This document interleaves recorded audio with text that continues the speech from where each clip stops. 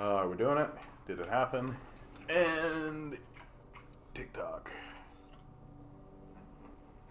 Oh, TikTok, I hate you. I hate you, TikTok. Why do you do that? Why do you suck so bad?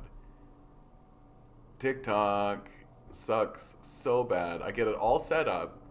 I just gotta get it. I just gotta do it so that I like literally just start streaming and then I just do TikTok, this dumb TikTok stuff, because I get it all set up, so I just have to, good evening to you, Anemone. Hey, Eric, how you guys doing? Good to see you guys.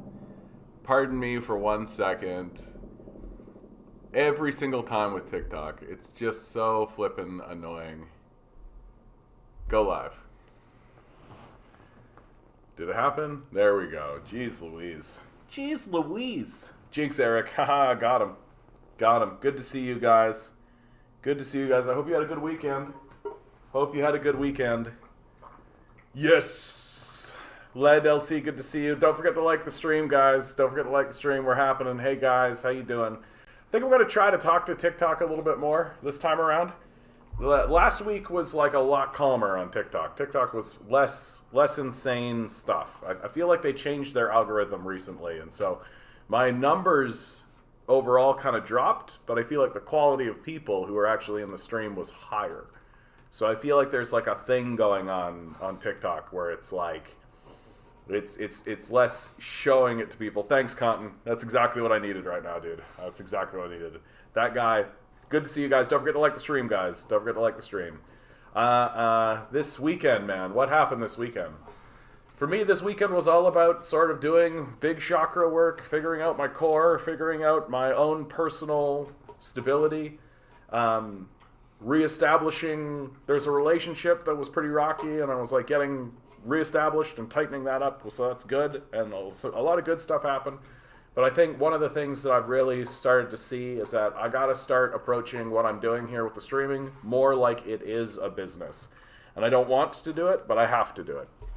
And so you're going to hear me talking more about donations. You're going to hear I'm going to try to make it as fun as possible and interesting as possible, but I am going to do it a lot more often, at least once an hour. And so My favorite hope is to do the country gospel. If you want me to keep spreading the gospel of Jesus Christ, then you need to send me $1. And so you're going to hear that a lot more. So sorry, but it's what's going to happen. Every time you tell me to like the stream, I find a fascist and donate $1. Well, that's dumb. Don't do that. That's the opposite of what you should be doing. You should be donating that $1 to me. My Patreon's in the description, for God's sakes. That's absolutely what you should be doing, that guy. How about every time I tell you to like the stream, you donate $1 to me? How about that? How's that for an idea? I know, Anemone, I know. And I know that like, I'm trying to do it without guilting anybody. That's the whole point. Liga to Z, good. Good to see you, bud. I know you are that guy. I know you're a Patreon. I know, dude. I'm hoping that in the future, I'll have a way to actually let that show up on the stream somehow. That like when you comment, it'll actually like, you'll be highlighted. I know that happens, but part of the issue that I have is I gotta like sit down and actually do it. And I'm so like tech illiterate, and like grinding into that stuff kills me, but it's fine. It's fine. It's fine. It's all fine. Everything's fine. So the thing we're obviously going to be talking a lot about today is the crash of these banks, right? That's the big news, that there's been some Silicon Valley banks that have crashed. My favorite thing that has happened, of course, in all of that is those Silicon Valley crashes happened, and immediately the Federal Reserve and the government's just like, oh, those poor billionaires, we got to bail out the billionaires.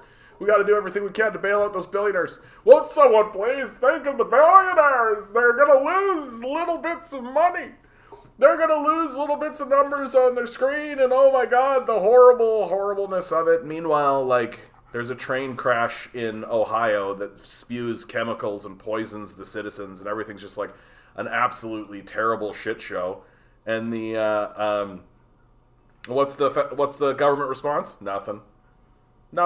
Like, literally the highest level official that's gone down there is Donald Trump. Like it's a catastrophe across the board. So it tells you where our priorities are. It tells you what we care about, right? If you're poor, Midwestern, like even if you're middle class, right? If you're living in a rural kind of environment, right? So, suburban kind of environment, just go get fucked. Like just go get fucked. It's not even a crisis. It's not even a crisis. It's a Chernobyl level event, but it's not a problem, right? But if you're a Silicon Valley bank and you put a bunch of money into cryptocurrency, and then it all goes tits up because cryptocurrency is worthless. It's nothing. It has no value whatsoever to anyone. Well, we got to make sure that those billionaires are protected. The Silicon Valley, these are the job creators. These are the guys that are creating all the jobs for us. So we got to make sure that they're propped up. Joe Biden is just turning into like a totally inept loser. Like even politically, he's turning into a complete and total inept loser. It's ridiculous. It's ridiculous. Yep, I'm with you, Anemone. That's what I don't get about rich people. If I had money, I'd be throwing it at people. Yeah, like I'd literally walk down the street and like give my hope is that I'm going to say this so often that the universe itself is going to say, let's see if that's true. Let's see, John. Let's see. The universe, the wheel is going to turn somehow. And I'm going to end up with like $100 million somehow. And it's just how it's all going to click in. I'll be 55 or 60. And somehow the wheel of fate will have turned. And it will be the universe being like, well, let's see what you do. Yeah, sure, John. Sure. I'm going to take all that money. I'm going to walk around the streets of Toronto. I'm going to hand it out. And if somebody pulls out a gun and is like, give me your money. I'll be like, here you go. I don't care. Like, fucking take it. I don't give a shit. And I'll go get another basket of money. Like, I don't care at all. Like, one of the things... The Mr. Beast gets a lot of heat. He's been getting a lot of heat of just like, he cured some people's blindness and then he gave some kids some shoes and there's like this contingent on the internet that's kind of like upset about it or pretending like they're upset about it when in truth what they're upset about is that we're relying on the goodness of the individual billionaire to do these things instead of creating systems that do these things. And I don't know. I feel like it's great. Like, fuck yeah. Take your money. And if that means that you're creating, like, a cycle where you, like, give money away and then people give you more money, like, I don't give a shit. Like, give your money away. I'm just at this point now where, like, why are we propping up these abject failures? That was, like, the big mistake that happened in 2008, right? In 2008... when the bank system collapsed and crashed, instead of nationalizing those banks and saying, oh, like, you guys can no longer do this. Like, you are collapsing the system with your ineptitude and your stupidity. You are no longer permitted to do this. Instead of saying that, we bailed these guys out and then said, keep it up. Keep up the good work, right? Keep up the good work.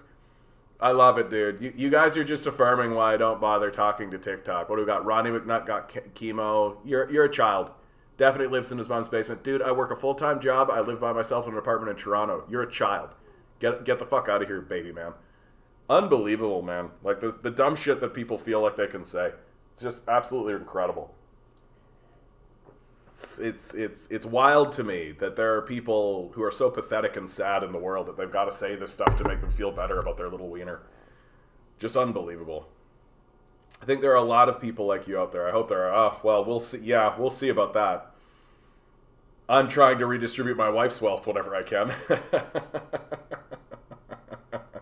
That's I don't know if you're joking, that guy, but it sounded really funny. So I'm glad you said it. And Eric, you said something up here. I don't mean to skip it. John, did you hear about China being a mediator between two Mediterranean countries where they are essentially taking a new role the U.S. used to do? Yeah. Well, I mean, like, China is... I saw this. I don't think I have it in front of me. Or do I? Did I save that? Yeah. Right? Iran and Saudi Arabia. They are acting as a mediator between these two countries. This is actually a huge deal. This is actually a really, really huge deal. That that Iran and Saudi Arabia are traditional enemies. You think about throughout the Gulf War period. You think about throughout the 9/11, throughout that the Bush administration, the Clinton administration, the Obama administration, even Iran and Saudi Arabia have been traditional enemies, and even farther back than that, really. And so the idea that China is the one that's coming in and getting these two countries to actually work together, it's actually a pretty major deal. Like, it's actually a pretty major deal. Like, you talk about moving into a new world order and like a new or a multipolar world. You talk about the new structure of how things are going to look. And the idea that we're moving forward with Iran and Saudi Arabia coming to the table and shaking hands and agreeing to work together. That's an enormous shift in how things used to work. That Saudi Arabia for decades and decades and decades has essentially been on the side of the United States. But Saudi Arabia, I say it all the time on this stream, Saudi Arabia are Machiavellian geniuses. They're evil geniuses, without a doubt, and they just know which way the wind is blowing. They know which way the wind is blowing, and they know what's good for them. And they know that what's good for them is not the United States. The United States doesn't really have anything left to offer Saudi Arabia, right? Like, Saudi Arabia is interested in moving into green technology. Saudi Arabia is taking a lot of its oil money, a lot of its old fossil fuel capital, and already has begun the transition into solar panel fields, greener economies, taking advantage of their desert areas, filling them with solar panels, and getting itself connected to the Belt and Road Initiative. And Saudi Arabia understands that its future is with China. And so it's not going to be able to move forward with that if it remains at odds with Iran. And Iran kind of feels the same way, that Iran sees its future is going to be with Russia and China.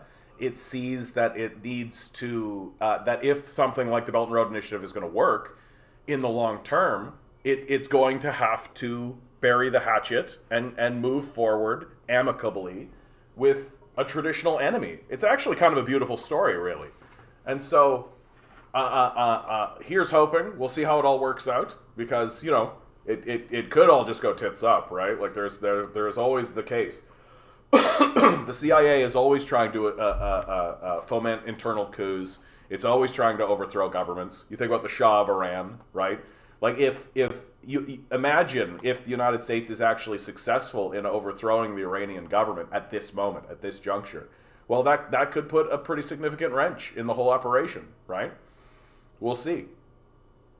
Yeah, I mean, what would I do with $1 billion? Like, what's the whole point? What's the point of having it? So you can, like, look at it? That's the thing that kills me the most. Like, do they just put it on a screen and then look at how big the number is and it makes them feel good? Is that what it is? Like, because it's not like they have, like, $1 billion. And even if they did have $1 billion, like, what are they going to do with it? Are they going to put it in, like, a treasury, like Scrooge McDuck, and then, like, swim in it? Right? Wow, there's a lot of Ronnie McNutt stuff. I thought the Ronnie Mc stuff was gone, dude. Especially after I got the haircut, right? Jeez Louise. That's unbelievable. You think they spend it? Well, then they wouldn't have it, dude. Like, this guy's a dimwit. Holy cow. Like, no wonder I don't pay attention to TikTok, dude. It's just full of dimwits. And the point, and yet, I'm from Germany. Oh, hey, Sigma, how you doing, bud? I'm from Germany. Can you explain what happened in the U.S. right now? That's a pretty broad question, Sigma. I'm going to need you to narrow that one down. Like, where? Where in America? Are you talking about the banking crisis? Because the banking crisis, it really is essentially smaller banks, and when I say smaller, I mean they're only $200 billion, right? Or $250 billion. In America, that's one of the quote-unquote smaller banks. That it's not difficult to understand this, right? That these banks were making bad bets. The entire banking industry and the entire stock market is based on betting. It's a gambling house. It's a casino, really. It's not based on long-term planning or ideas or thoughts, really. It's just rich people gambling, and they made bad bets. I think the worst of it is, like, heavily investing in crypto, and crypto is just, like, not a thing. Like, it sounds like it should be a thing, and so if you're, you know, kind of a wide-eyed, like, oh, wow, Elon Musk is going to get us to Mars kind of thing, and you don't actually sit down and think to yourself, what is crypto? Like, how does that actually work? then you're going to invest heavily in it, and then it's going to do what crypto does, which is nothing of value whatsoever. It's not important. Yeah, there we go. Reconnection successful. Oh man, I hate it when that happens. It scares the hell out of me. I hate it when my internet goes out in the middle of all this. Okay, I think we're good. Let me know in the chat, guys, if we're good. Let me know if we're good. I think we're good. People are commenting. Okay. Hey, Mark, how you doing, bud? Good to see you guys. Please like the stream, guys. Please like the stream. Don't forget to like the stream. Yeah, so you got a couple of banks that made some bad bets. They're smaller banks in the first place, especially when compared to like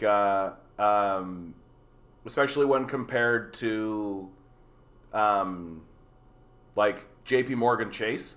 Like JP Morgan Chase is like a trillion, $2 trillion bank. Like it's an enormous bank. Sorry, dude, I didn't do anything. So I think things are happening on your end, bud. Yeah, John's like, where in America? It's true. There's so many failures happening in America right now, and so America's in a state of collapse. And the world knows it. That's why you end up with these things. That's why you end up with these things, right? The rest of the world is looking at America, going, "Oh, that place is collapsing. We gotta make our own deals. We can't keep including America in our deals. Like we literally can't afford it. We've gotta isolate it. We gotta move away from it." And that's why you end up with this kind of stuff. And so the big looming question mark is this going to lead to a big systemic collapse? Is this going to lead to a... Mystic Werewolf, good to see you, bud. Is this going to lead to like a cascading like housing market crash of 2008? And my gut tells me it's not going to go down that way. That these are smaller banks that made bad bets. Those bad bets didn't work out. And if it wasn't for the federal government coming in to bail them out the way that they do, you'd essentially see their assets get sold off to like JP Morgan Chase. And you'd just see a general collapse of those banks. It's the classic kind of capitalist question of like big fish eating small fish. Big fish eat smaller fish, and that's how this works. And eventually, all of these banks are going to be one bank. Like it's play one game of Monopoly. That's how it goes. Mystic says, "I want to thank you for opening my mind. I'm a full-blown leftist now." Very nice, Mystic. I'm glad to hear it, bud. I'm glad to hear it. You're gonna go through some weird periods, dude. That's how it always works. Everybody has like a weird leftist. Like you're gonna be like I'm trying to think of one of the weirder ones. You're gonna become a Maoist. There you go. Maoists are sort of out of date now. I don't see many Maoists left. But you're gonna become a Maoist, and you'll be like a puritanical Maoist. It'll be great. John, did you ever read Das Kapital Volume 3? A while back, yeah. If so, I heard it talks about crypto. Oh yeah, Marx has a section where he talks about fictitious capital, right? That fictitious capital, the nuts and bolts of it is that capital must always expand. It must always create new markets, right? It must always expand into other markets. That's why the United States is an expansionist country, because it has to, as a capitalist country, constantly be expanding. And if it can't expand into actual real markets, if there's no more markets left to exploit, or if the markets that exist are not profitable, so it doesn't, like, if you're living in 1853, is it actually profitable to like build boats and go over to, I don't know, Indonesia and start something up, right? Like it's not until you get to like the 1900s that's actually a profitable exchange. And so what the capitalists end up doing is they end up creating what he called fictitious capital, right? And that fictitious capital is this idea that essentially rich people will say that something has value and attribute value to it in order to essentially try to sell it to some gullible rube, right? That's essentially what cryptocurrency and NFTs are the best possible example of this, where the only reason an NFT has any value whatsoever is because you're constantly trying to find a bag holder. You're constantly trying to find somebody who's willing to accept a higher rate of pay, right? Yeah, Milo's in the house. Milo's in the house. He's a good boy. I recently found out that he really loves apples. He really loves apples, so I've been giving him apples, and it makes me feel good. It's a nice snack. It's a nice snack. Give says, I grew up in communism. I find that to be pretty doubtful, dude. Like, where? Like, I find that I end up talking to a lot of guys who say that, and then when I ask the question, they say, oh, I grew up in Estonia in 1983. And I'm like, so you grew up in post-communism is what you did. Right, Paul. So that's why I'm not a post-communist, bud. Like, I don't care for post-communism. And Poland has always been a pretty far-right country, right? Most polls show in Poland that when other countries are asked, you have majorities that say they want to go back to communism. And I mean, it's somewhat understandable. Like, Poland was a big battleground. Like, that's where the fascists and the communists fought a lot. So I don't begrudge Polish people their mistrust of communism, given the fight that happened on their soil, right? Like, it's a pretty tough situation all around, right? Oh yeah. No, of course. All governments are shit right now, dude. We're neoliberals. Like, we have that in common, you and I, right? Like, you can say what you like about communism or whatever, dude, and we can have a conversation about that. But one thing that both of us can agree on is that we're living in this neoliberal period, and these neoliberals are idiots. Like, really, really dumb. Really, really dumb. Like, that's something that I think that we haven't really fully come to appreciate. It is exactly how stupid these people are. And how stupid our leaders have been, and how disinterested they are in knowing what they're doing. Like, that's the craziest part about it. Is the disinterest in actually getting smart, right? Like, the United States State Department doesn't even know anything about Russia, and they're trying to go to war with Russia, and they don't know anything about the country. Like, that's what's crazy. And their whole strategy of, like, we're going to put a bunch of sanctions on this place, and it totally backfired. The sanctions that they've put. What was something that somebody pointed out? I think it was in the chat. I think it was an Emily. I feel like somebody said this, that, like, these things are happening in America with no sanctions whatsoever. Right? America's got a wide open playing field, right? It's got control of the IMF. It's got control of the International Monetary Fund. It's got control of the World Bank. It's got control of all these things. And these enormous failures are happening. Meanwhile, the countries that they're putting sanctions on and doing one kind of thing, well, that's happening without sanctions. They're having big Chernobyl events. They're having major bank crises. They're having all these kinds of stuff, and they don't even have to deal with any sanctions. Yeah, and meanwhile, look at Cuba, just like steadily moving forward, right? Steadily working, steadily building up its health services. Has some of the most robust health services in the world now, and just like, can you imagine what's going to happen if America did get sanctioned? Which, incidentally, like it is going to be the case that America is going to be sanctioned in a way. That the rest of the world is essentially seeking to isolate the United States because the United States has become incoherent and is just wild, right? It's absolutely wild. Give says, post-1989, we were just chilling, but then we got a far-right leader, and now we have to protest just to have a chance of staying in the EU. Oh, interesting. Yeah, I'm surprised by that. Like, well, I mean, the EU is going to collapse. Like, that's something that's coming for you guys that I don't think people really respect. Like, we literally already had the Brexit moment, right? We already have countries that are talking about leaving the EU pretty openly, and we're all just sitting here being like, yeah, the EU is going to stick around. That's totally fine. Probably not. Like, the EU is a pretty big experiment. Just like the United States, it's going to face its own balkanization, and chances are really good that Europe is going to collapse back into war, because that's how Europe communicates with itself.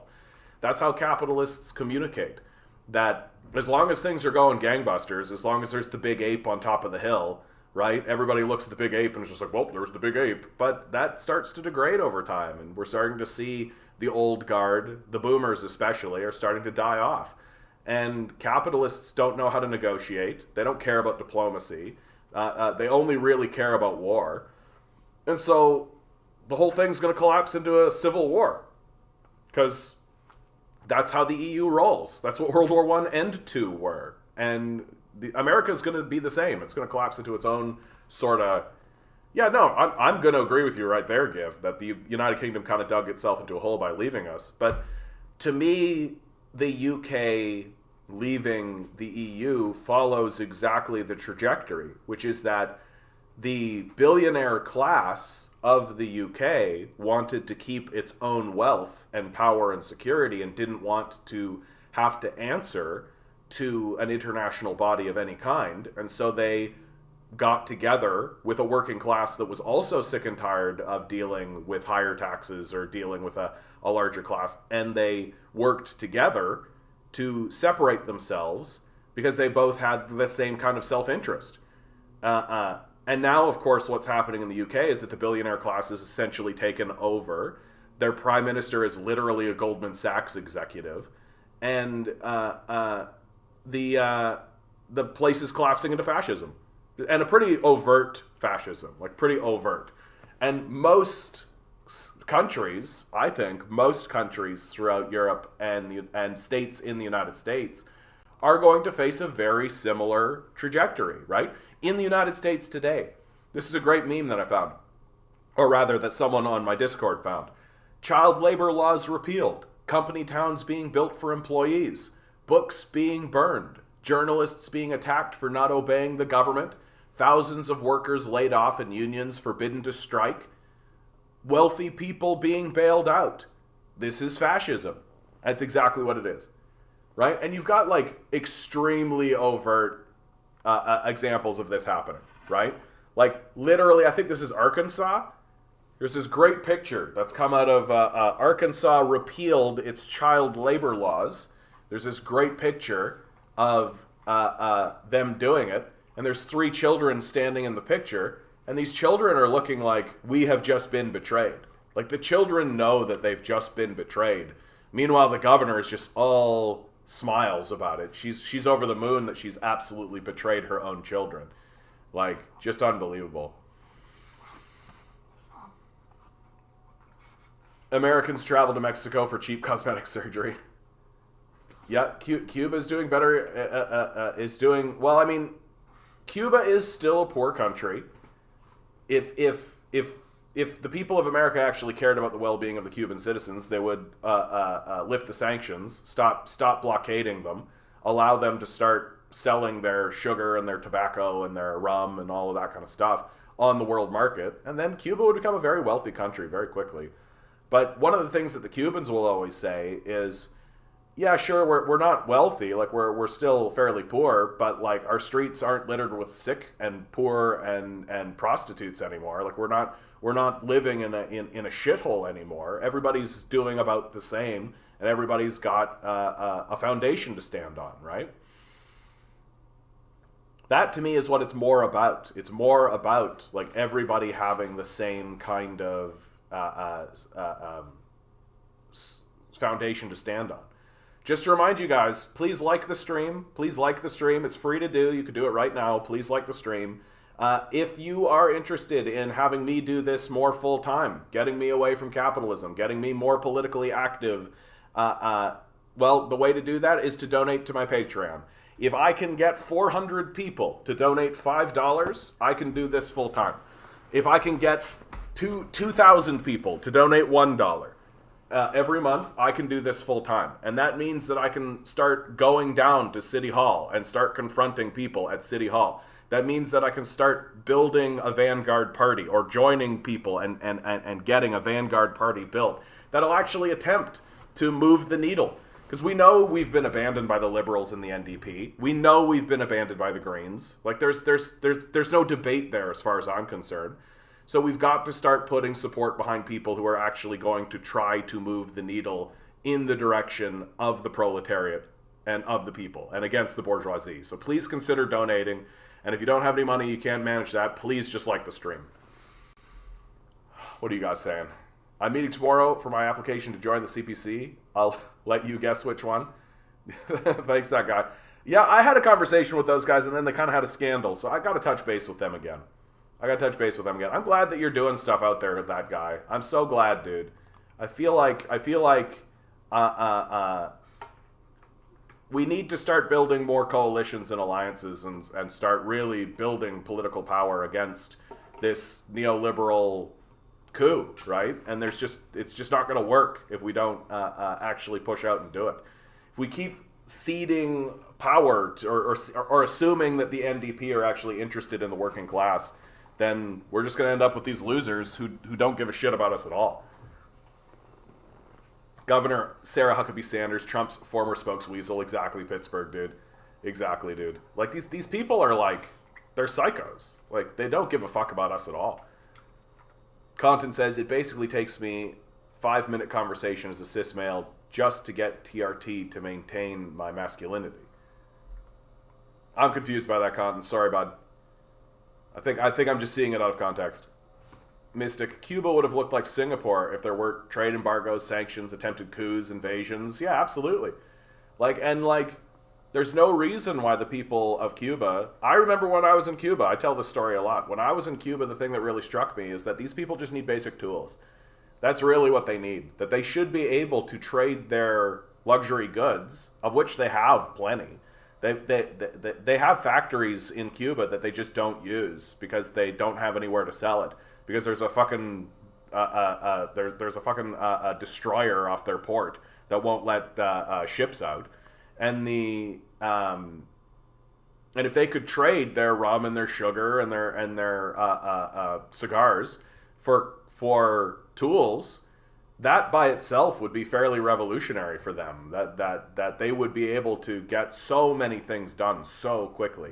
It's actually incredible how quickly it would happen for the Cubans.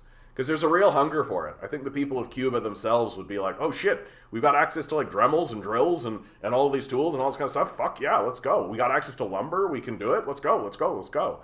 I think there would be a real like let's go kind of attitude about it. But that's why America needs to keep its boot on their neck.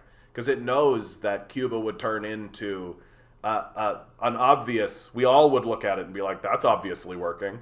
Like, obviously. So they've got to put their boot on the neck of Cuba. And they know it, right? They can't have, like, a shining beacon of communist success right off their coast.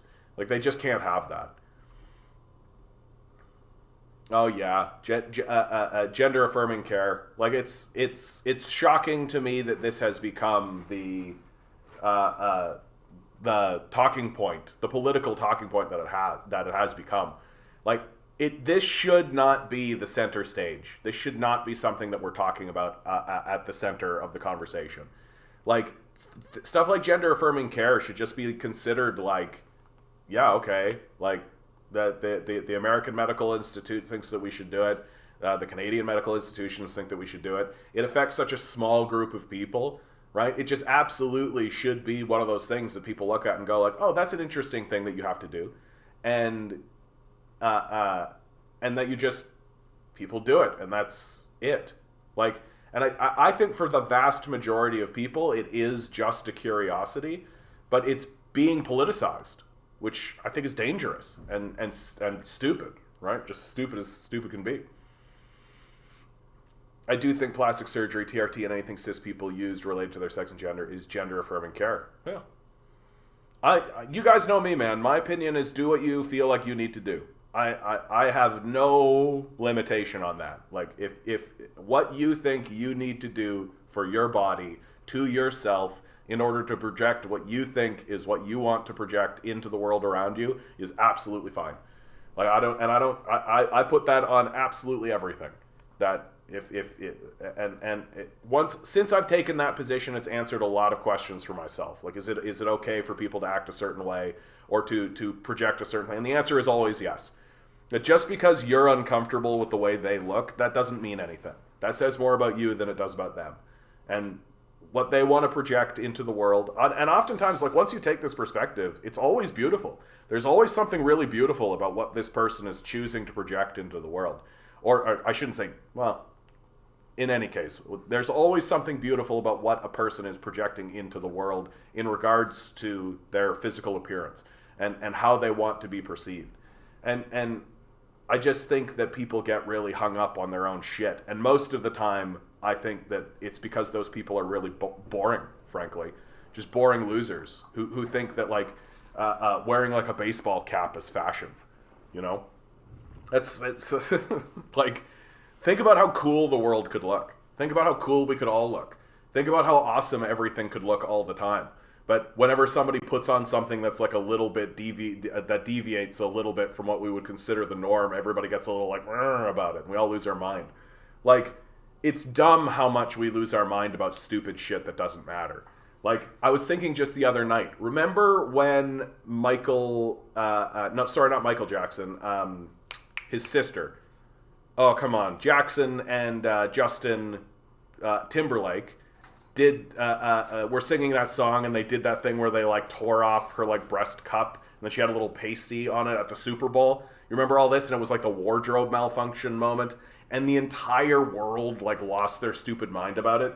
I'm like, at the time, I didn't really say anything about it, but now I've gotten older. Janet Jackson, thank you. I've gotten older, and I'm just like, who gave a shit about that? Like, who gives a shit about that at all? Like, for real, like, why would your commentary be anything at all? Like, that the fact that I feel like I'm so happy that they did it, just to reveal to all of us how childish and stupid we all actually are. That we're all just sitting here being like, oh no, he tore off her bra cup, and underneath she was wearing a pasty, and it was completely normal. Like, who cares? I can't even believe people cared. Like, I can't even believe people cared at all. Do I dare do it? Do I dare do it? Yeah, George Patience, good to see you, bud. Please run for office. I would love to. Please consider donating to me so that I can do that. Why'd I shave his head? Oh, yeah, Ronnie McNutt. I can't believe the Ronnie McNutt thing is still around, dude. Unbelievable. Unbelievable. Give says, I'd say one not too good thing about communism in Poland was that the things were much harder to get. I found a microphone in my wall which was planted by the builders from around 1960 to 1980.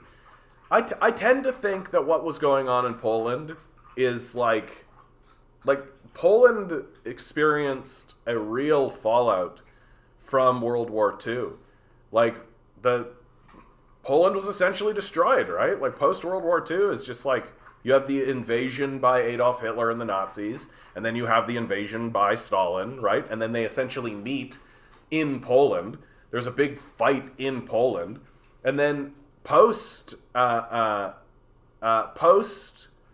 War II, like, it's not like, let's be honest, like, it's not like the Soviets were, like, gung-ho about doing a big reconstruction of Poland, right? Throughout the post-World War II period, that they were more focused on the motherland, more focused on Moscow, and more focused on Russia itself, and then some of the, like, Ukraine and those states.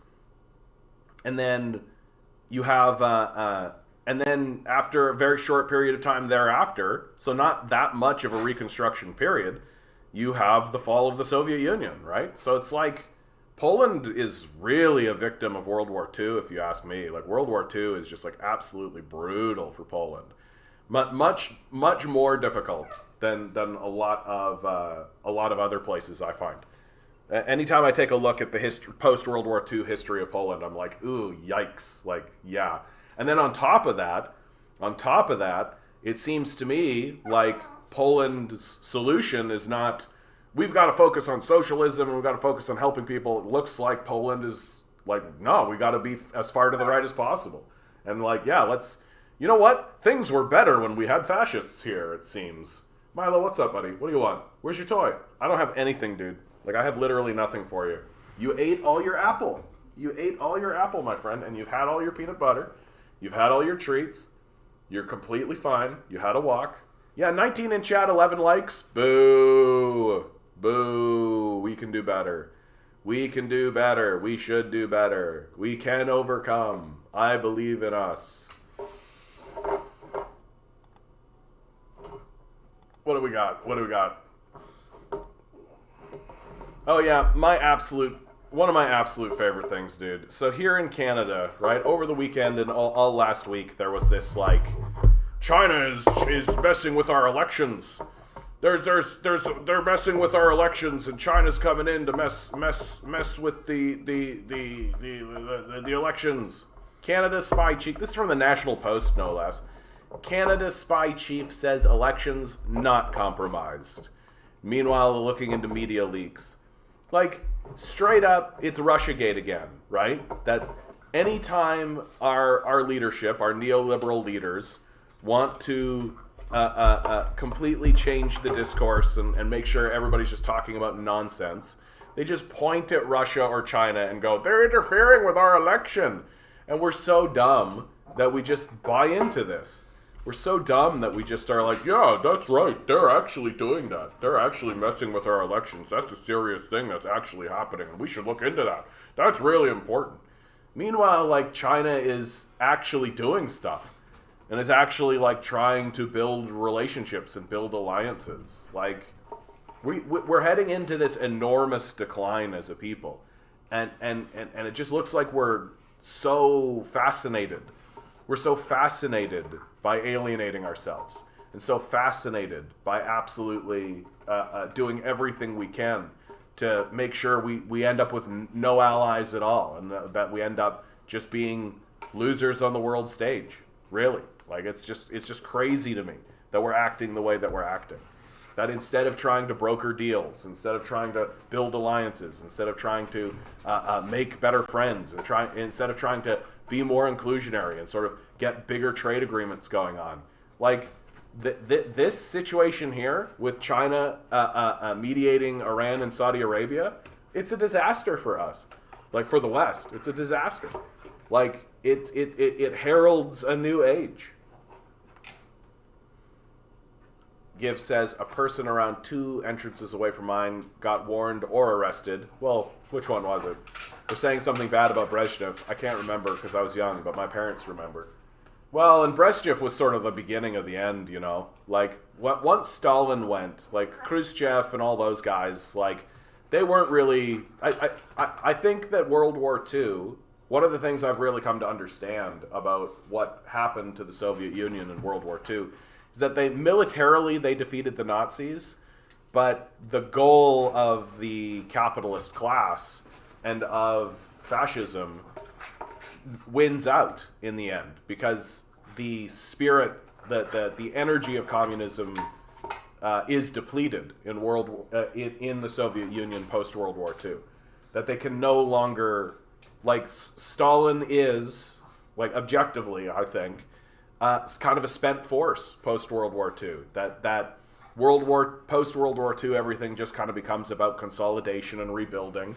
There isn't really energy anywhere. Like, we have records of Stalin, like, suggesting ideas and just kind of being hand waved off. And Stalin, like, when Stalin was a younger man, he was very much like, we're gonna do this, and we're gonna go in there, and we're gonna make that happen. And people would be like, oh God, are you sure? And he'd be like, yes. And he'd focus on that kind of stuff. But clearly after World War II, like, these guys were just, like, ready to call it a day, you know? But this is kind of what I mean. Like, you say we have commie blocks everywhere, but I just feel like communism, the spirit of communism post World War II is kind of a depleted force. Like, that's all. It's just kind of a depleted force. And so there needed to be a new guard that came in, and there needed to be a new guard that said, we want to reestablish this communist idea, and we want to breathe new life into this. But instead what happened is you had kind of a continuation of the old guard, and the idea that was coming out of the old guard was, let's unify with the West. That was sort of the idea that took over post-Stalin, was get away from communism, ameliorate ourselves to the West, and in an effort to try to join the West. And that was always sort of the idea, and that's what the negotiations were always about. And so they needed to move away from the Stalinist and the communist period in order to say to the West, oh yeah, we're with you guys, please don't invade us. Because I think that trauma, the trauma of World War II, can never be overstated. Like, I don't know why we're supposed to completely ignore the fact that Russia lost like 25 million people in that war. Like, it's an obvious trauma. that the country obviously is bearing, and so is Poland. Like that the Soviet Union bears, and all of the states and all of the nations that went through World War II obviously bear the trauma of World War II. And post-Stalin, I think the Soviets took that trauma energy and thought to themselves, we can't keep pretending like we can stand alone in the world. We're going to get attacked again by the West. And so we're going to try to ameliorate ourselves with the West. We're going to try to make amends and become partners with the West. But we can never do that if we're walking around saying that capitalism is a failure and we've got to be communists and all that kind of stuff. And so, and I think that Poland has a similar story in that regard, right? That, I don't know, would Poland be better off if the Soviet Union hadn't have fallen, is the question. But that's sort of a what-if scenario, right? We can never really answer that question. I hope you guys are all doing really well out there, man. We're having a real chill one today, it feels like. I'm so tired. I'm so tired. I feel like I've been working so much. Milo, dude, you had all your treats. Where's your toy, dude? Where's your toy? I feel like I've been working and working and working. I got 3 days off in a row coming here. I feel like I've got so much time, right? So much time in front of me, and I really want to take advantage of that. And then I've got a dance party on Friday. That's going to be a lot of fun. Milo, my man. Milo, my man. Do you not see that I'm streaming? Do you not see that I'm streaming? I'm not talking to you. I'm talking to these fine people. You need to chill out, my man, or else you're going to get picked up. And I know how much you don't like that. Oh, you're going to get picked up. All right, guys, we're gonna have a Milo moment. We're gonna have a Milo moment. This Milo moment brought to you by whining. Milo likes to whine, and so Milo gets picked up. And I know how much you hate this. I know how much you hate this. Yes, isn't that right? Say hello to the people of the world, Milo. Say hello to the people of the world. Isn't that so nice? Yeah, Cotton's got it right, though. If you want to argue against 20th century socialism, I guess you can do that. But neoliberalism is no answer to today's problems. And fascism is never an answer to any problems. Yeah, that's absolutely the truth, dude. Yeah. So we kind of have to revisit dialectical materialist policies that actually works. Call it socialism, call it communism. Fuck it, call it free market, but still, yeah. And I mean, it's not like there weren't successes under communism, right? Like that. This is the thing that I often find makes it difficult to talk to people who are anti-communist or who are anti-socialist, is that they don't want to admit that there were obviously successes, right? Like the Soviet Union was a agrarian, like feudal country, like literally kings, ruling over serfs. Like, and as medieval as that sounds, it's exactly what it was. And, I know, okay, we'll put you back in. Oh, yeah, I know. The Soviet Union managed to industrialize it in a very, very, very short period of time compared to how long it took capitalists to do it. Like, capitalism industrializes over, like, a 200-year period. Well, the Soviets industrialize in, like, 30 years. And create a military force and an economy that's so strong that they can defeat the Nazis, and while becoming the first people into space, right? It's just absolutely ridiculous to me to pretend as though communism did not have successes. And it's the same story in China, and it's the same story in Cuba and Vietnam. Like, there's a reason why the Americans carpet bomb Southeast Asia. There's a reason why they do it, and it's because they know that if they don't, then you're going to end up with really good examples of communism working, right? And as we move forward, you're going to see more of it. Yeah, Soviet countries are a total disaster because of neoliberalism. Absolutely, dude. Bent's Reptiles, good to see you, bud. What's my opinion on monarchies? I mean, I understand why they existed, but they're an artifact, right? They're archaic. And I don't think they should. We would have been better off if we had sort of kept moving towards a more democratic systems.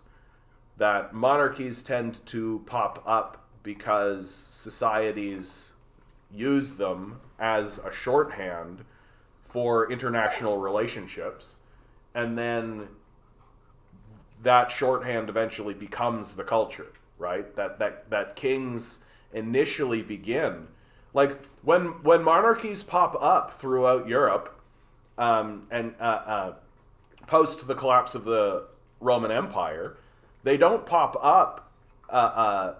They pop up because people say, "Oh, we need a federal institution in order to protect ourselves from international threats." So you think like the Mongol hordes, right? That would be a good way of like, that would be how they would phrase that. Or you think about the threat of Islam, right? That the Muslims coming up, and the Crusades and all of these things. And so what you need is somebody whose job it is to go around Europe to all of the sort of allied lords and allied principalities to say, hey, do you have any dudes that you can give to me for this war that we have to face against the Muslims, or against the Mongolians, or against any of this kind of stuff? Do you have anybody that you can spare? And initially, it wasn't seen as a sought after job. That it was like something that was kind of foisted upon the first kings. They were just kind of like, I guess it's me, and they got it. And there was an interesting moment in feudal history where the question of what do you do when a king dies, and what do you do when a king dies? And there was the question on the table that, like, they were like, oh, we should just have a vote, because that's how the original king was chosen. All the lords got together and they voted for it, right? And so then that king died, and they were like, okay, well, what do we do about it? And the question was, well, we could just have another vote. And they just decided, no, we don't need to have another vote. Just make it his son, right? And so they institutionalized the divine right of kings. And then, of course, what starts to happen is that because there's no institution that looks at the monarchy and looks at the king and as and audits it, right? So you just end up with a king that eventually starts to skim off the top, and eventually, and that skimming becomes more like a gouging over time, and that's essentially how kings arise and get their power, and eventually they get so much wealth and power because they are able to kind of pilfer as much as they possibly can, and then the wars cease to be about national protection, and they start to become wars of profiteering, basically, so that the crown can enrich itself. And it's only because the crown begins to weaken financially, and private interests, like private merchants and manufacturers, are able to start, in some areas, start to get more wealth than the monarchs themselves, that you have the rise of capitalism. And monarchies are something that could have just simply not existed, right? That we could have very much had like a democratic system. We could have had these things. But monarchies tend to arise from like serf societies and lords and ladies. Like, it's the tissue is all there, right? Like the serf system comes out of the collapse of the Roman Empire. Julius Caesar is the one who actually lays the groundwork. Michael Parenti writes an interesting book and has an interesting take on the assassination of Julius Caesar, because he actually thinks that one of the things that inspires the assassination of Julius Caesar is that he is attempting to dissolve the slave system and transfer it to a serf system. And serfdom is a superior system to slavery in terms of human rights, without a doubt, because instead of the individual being owned, the individual is tied to the land. And so the individual can still be bought, but it's not to be separated from their family. It's not to be separated from their culture or their community. So you have like a culture and a community that lives on a plot of land, and that plot of land can be bought and sold. And so that's a superior model. It's still not a just model. Like, it still has its obvious overt flaws in that you're still owned, right? You're still owned by somebody. But it's better than slavery, where you're straight up just like taken from your land and taken from wherever you are and displaced and sent to whoever, and you can be bought and sold freely. You have no say, right? These sorts of systems so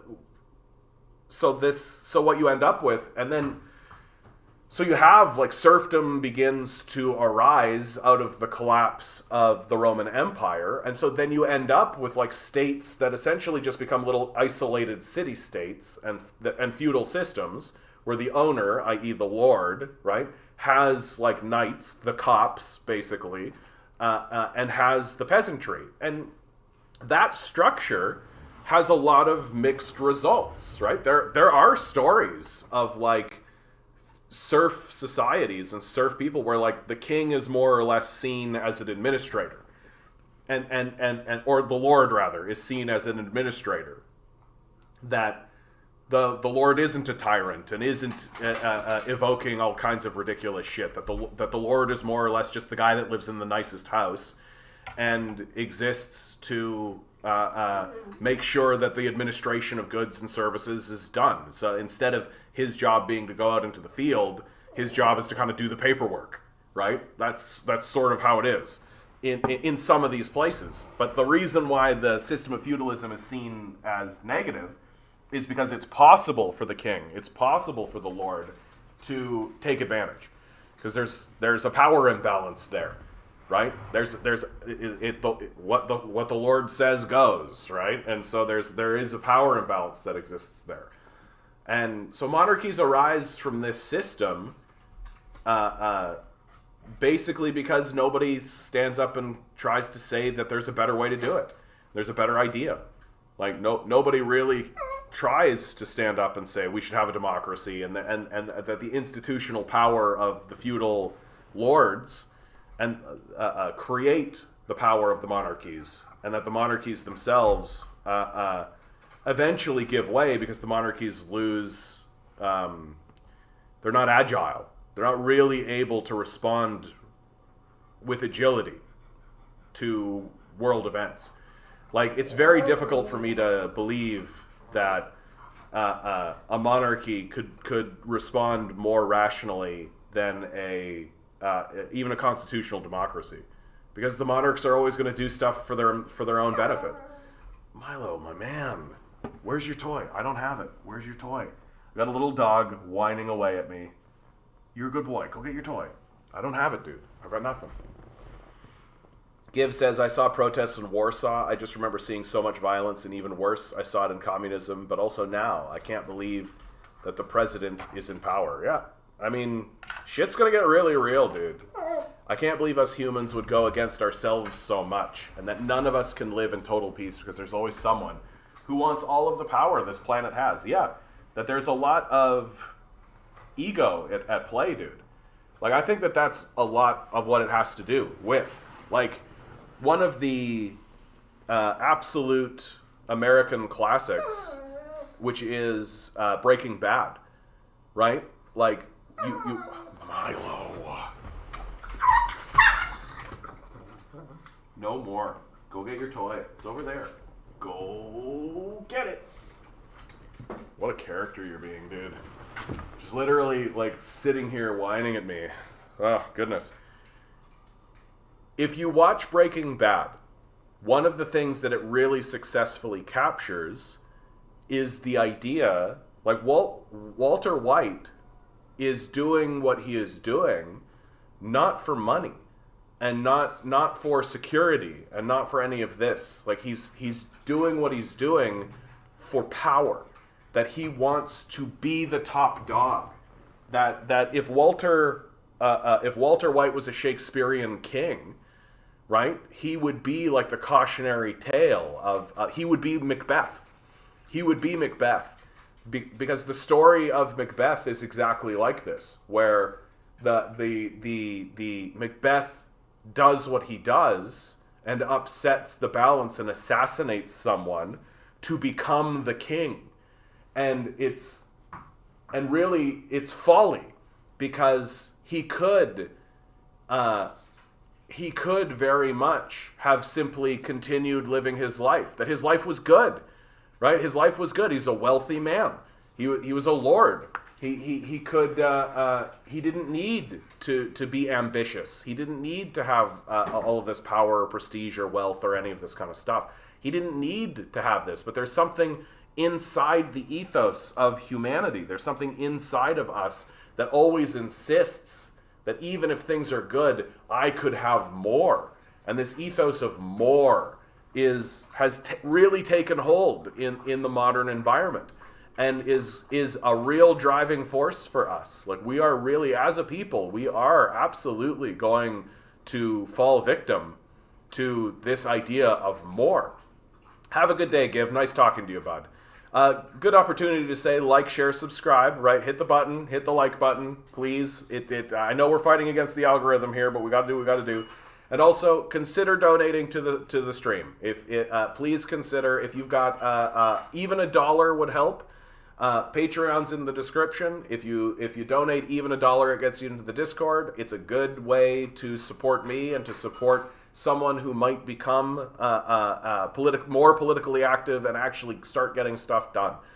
That if you actually want someone in the world who is actually going to do the things that you can't do, which is show up in front of the mayor and scream at him, or attempt to actually fight to lower the rent or do any of that kind of stuff, because God knows the liberals or the NDP or the Republicans and the Democrats are not going to do that.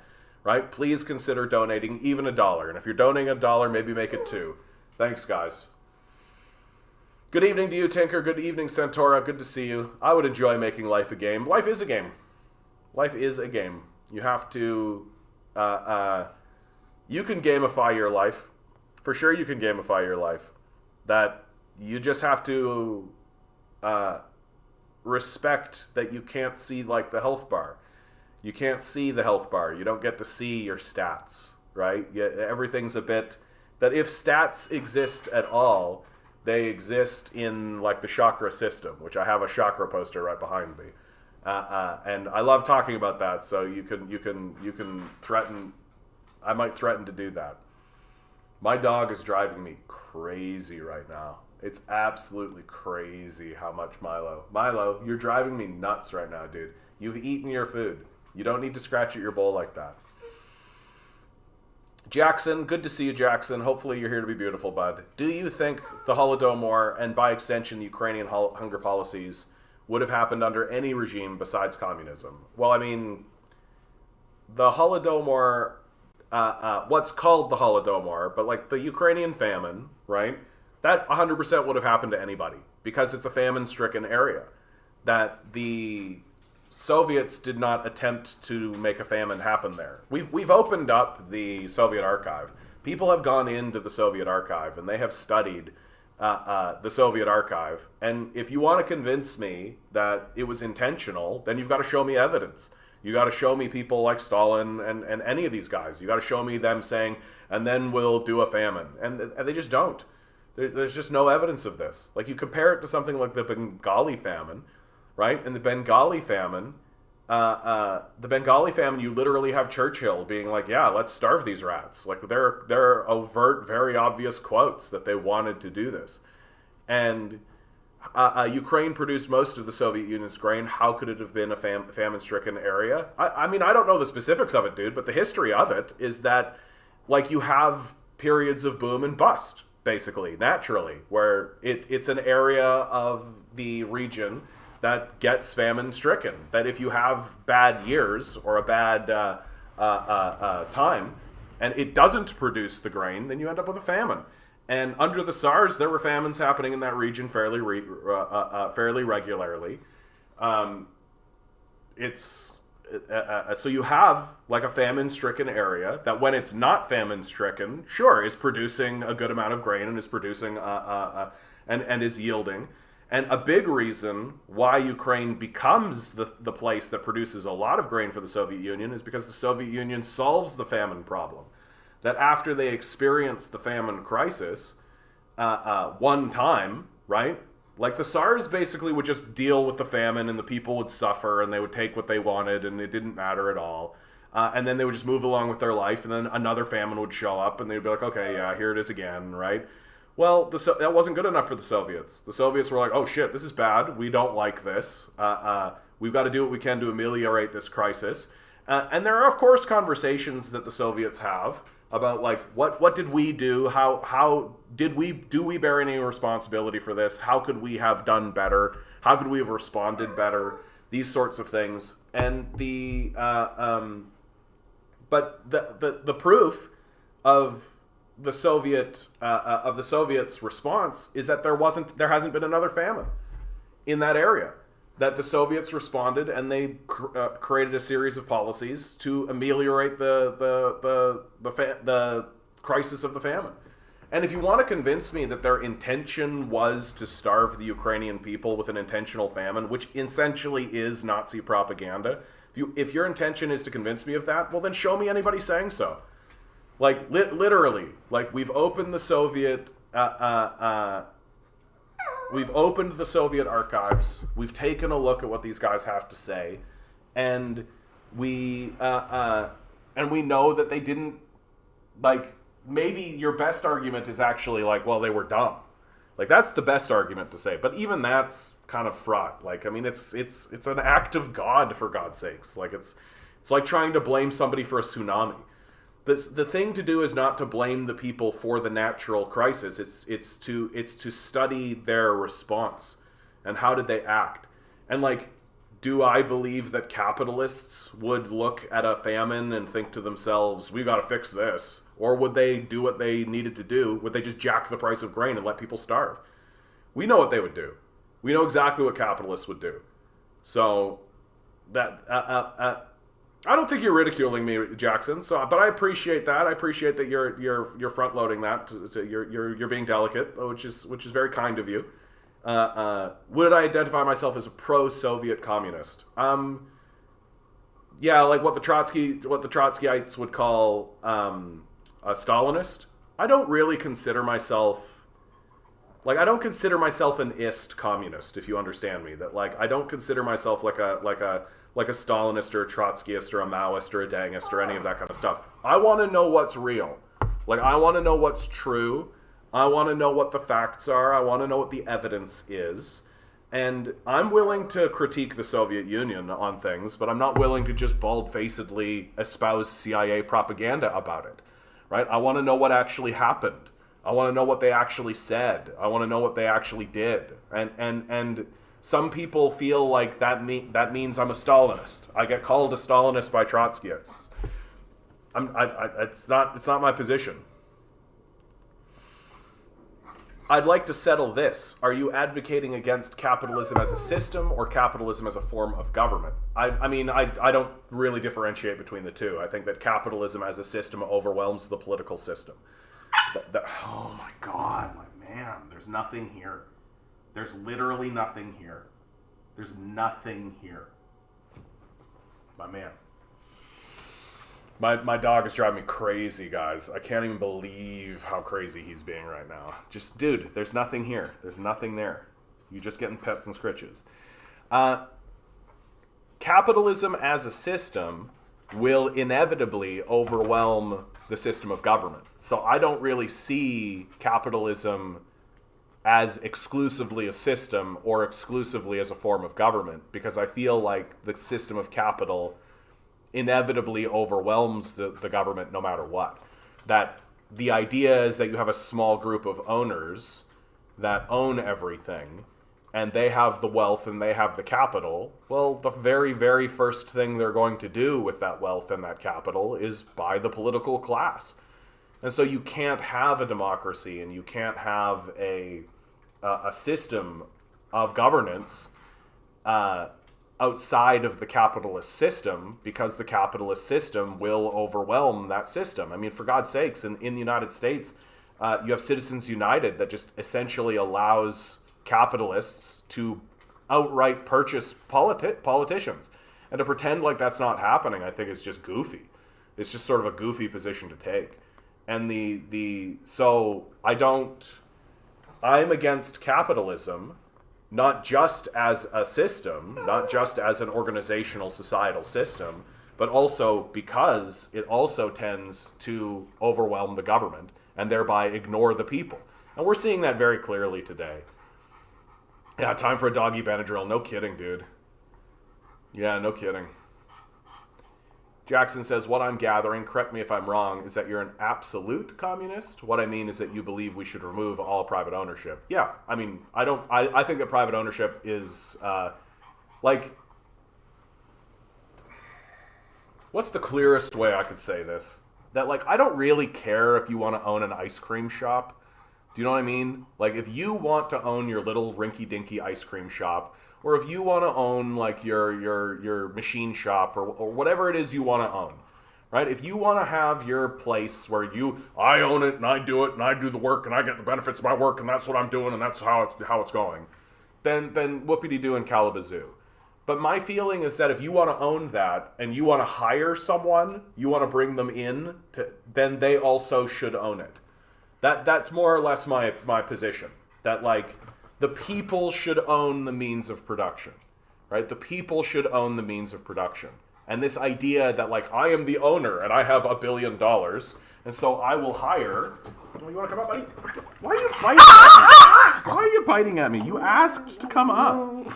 You asked to come up. You asked. Do you know how dumb that is? Do you know how dumb that is, Milo? You literally asked me to come up. You gave me a little jump and a little, and when I grabbed you, you even gave a little hop, and we're acting like I want to come up, and then I pulled you up, and you know what you did? You bit me. I know you're just playing, but that's very stupid. You understand? You understand how stupid that is? It's very stupid.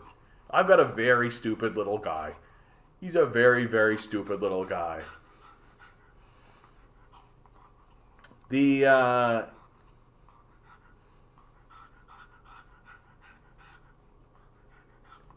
Nah, it's fine. So to land the point, Jackson. Sorry, I got completely distracted by my little dog, and you can see why. He's such a cute little guy. To land the point is that I think that if a person wants to do something and do an initiative and thinks they can be successful, there's nothing wrong with that. But if that person wants to quote unquote hire someone, well, then that person also needs to own the business. And then if they want to hire another person, then that person also owns the business. And that there is a shared ownership that occurs. But I also definitely believe that shared ownership of that business should not overwhelm things that are considered to be within the collective and public good. That a really clear, easy one to talk about is it's to the benefit of the entire society that we have garbage pickup, right? You want people to have their garbage picked up, right? The idea that anybody would sit there and say, well, I don't want to pay for someone else's garbage pickup, well, then you're going to have garbage in the streets. And that's as simple as that. If your idea is that I'm not going to pay for someone else's garbage to get picked up, well, then you're going to have garbage in your streets. And if your solution is, well, then we should find them, and then we should get a cop, and then we should have a lawyer, well, then you're going to end up paying 10 times the amount to try to police something that you could just pay for and just have somebody else's garbage picked up. And I feel like that's not even close to a leftist position. To me, that's just reasonable centrism to say we should collectively pay to have a system of garbage pickup. And so the question is just, where do you want to extend that? Do you think it's beneficial to have a library system? Do you think it's beneficial to have an educated populace? Do you think it's beneficial to have a healthy populace?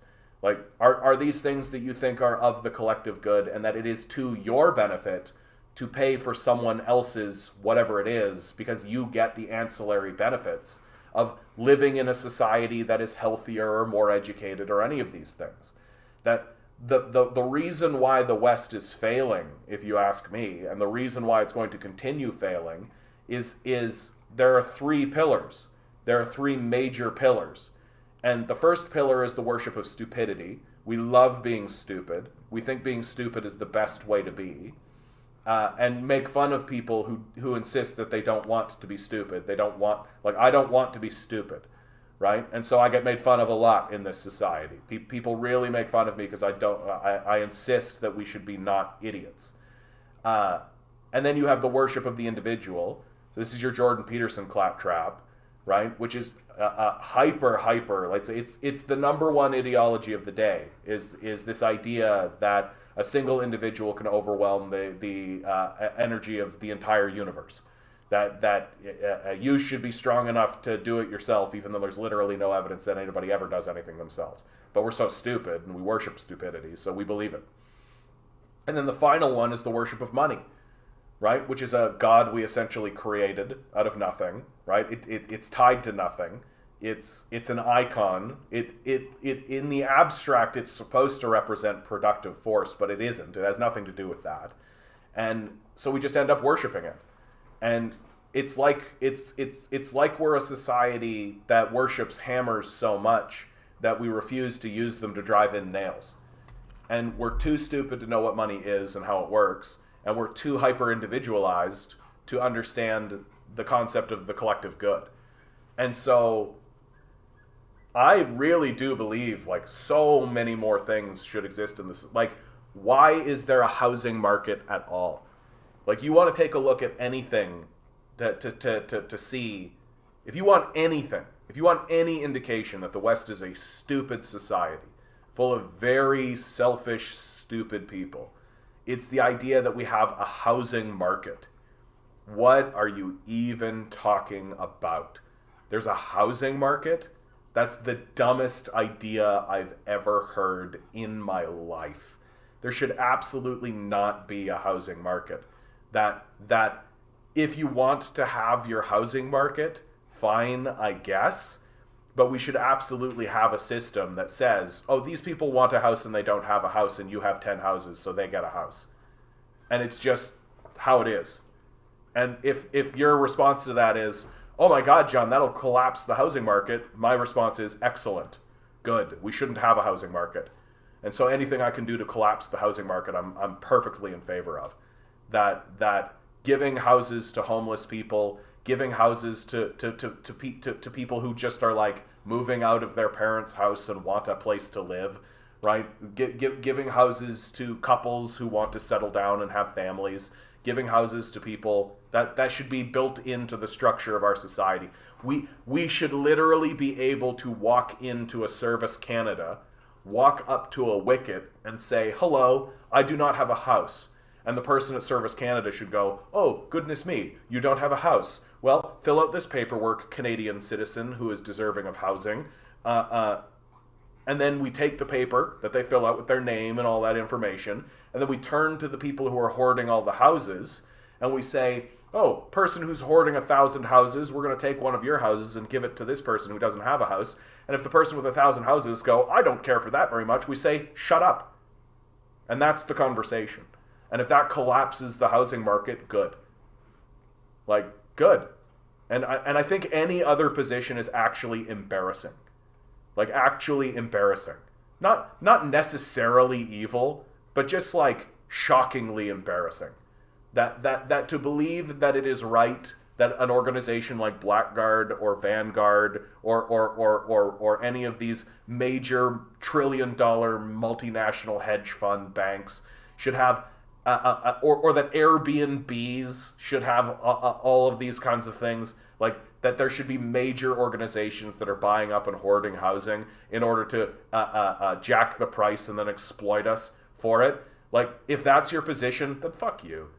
Like, just shut the fuck up. I think it's embarrassing. And we're a very embarrassing people because we're experiencing the crisis of the housing market. Here in Canada, it's worse than in the United States. We're experiencing this crisis, and there's literally no political force in Canada standing up saying, yeah, we should fix this. It doesn't exist. That's how shockingly stupid we are and embarrassing. Like that I've got this great Kurt Vonnegut quote, right? Where the heck was it?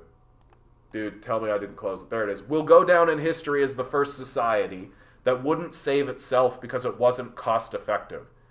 Like, what we are doing is extremely stupid. Like, it's an extremely stupid thing that we're doing. And future generations, should there be survivors, will absolutely look back on this period of time, the boomer generation especially, and look back on this period of time and just be like, what a bunch of fucking paste-eating idiots. Like, we are barbarians. There's no justification for what we're doing. It's extremely selfish what we're doing. It's extremely stupid what we're doing. And it's all based on the worship of money. That we're all just like, yeah, money's the thing that's important. Forget about clean air, clean water, stable society, arable land. Forget about any of that. That doesn't matter. What matters is little pieces of paper, not even paper anymore, little numbers on screens that we can print out of nothing. That literally you can just tap it into the screen. And that's what we're sacrificing the material existence of our sustainable future for. It's beyond stupid, and it's because we worship money as a god. And we just absolutely refuse to do anything else because we're too stupid. Like, and meanwhile, other countries and other parts of humanity haven't fallen prey to this type of thinking, and they're doing much better. That they're taking over the tech market. Like, we're talking about China right now. That China's taking over the tech market. China's got all of its citizens housed. China's lifting people out of poverty. China's building major infrastructure projects. China's increasing its own wealth at a rapid pace, building alliances across the globe, doing better hand over fist because they don't worship money. And they don't worship money. Two, they're led by communists, and so they have an idea of communal living and living as communities. And then three, they actually believe in something that we have left behind called education, where they actually think it's a good idea to educate people. And if somebody stands up and says, well, I don't want to pay for someone else's education, the people of China go, what the fuck is wrong with you? You want to live in a society full of stupid people? No thanks.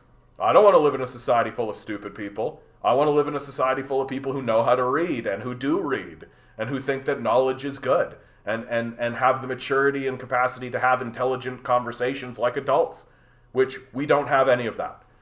We don't have any of that. We think Tucker Carlson's the bee's knees. Like, that's how stupid we are. That we actually listen to this guy. Like, we actually listen to guys like Ben Shapiro. We actually listen to these guys. That these guys are not just considered kooky, weird frauds living in their parents' basements. Like, these are the owners of the media landscape. It's shocking. It's absolutely shocking. Marcus, good to see you, bud. Please like the stream, guys. Like, share, subscribe. Hit all the bells, hit all the whistles. I know you've got it in your power. Ligand Disease says, some people will argue that if you give houses for free, they'll lose the incentive to work hard. Yeah, you need to threaten people with poverty and homelessness to get them to work hard. Well, it also depends on what you mean by work hard, right? Like, if by work hard you mean taking children and putting them down mine shafts, like, yeah, I'd like to end that kind of work. I'd be happy with that, right? Like, I don't understand why we're worshiping this idea of, like, got a grind set, you got to prove it, you got to earn it. No, you don't. You're a randomly generated, like, energy being that just exists here for no reason that anybody can tell. And the only reason these people are telling you, you got to grind set and earn it, you got to work, is because they're earning from your work. That's why they're telling you to work hard.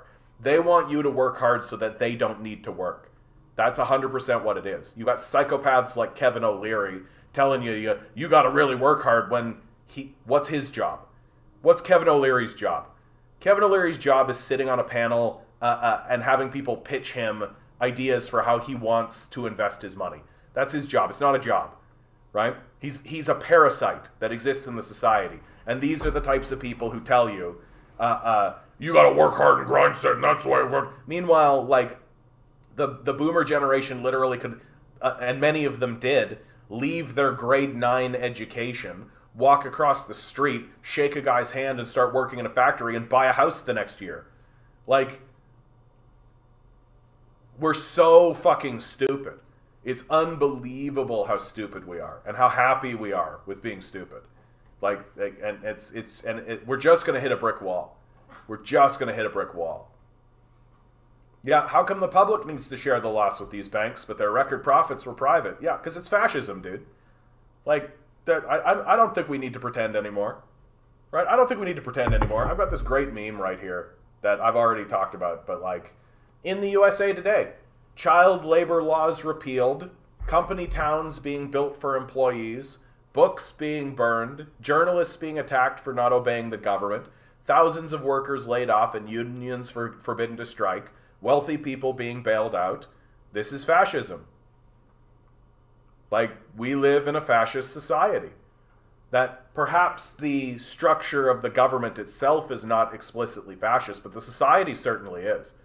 Like, repealing child labor laws, you're a fascist.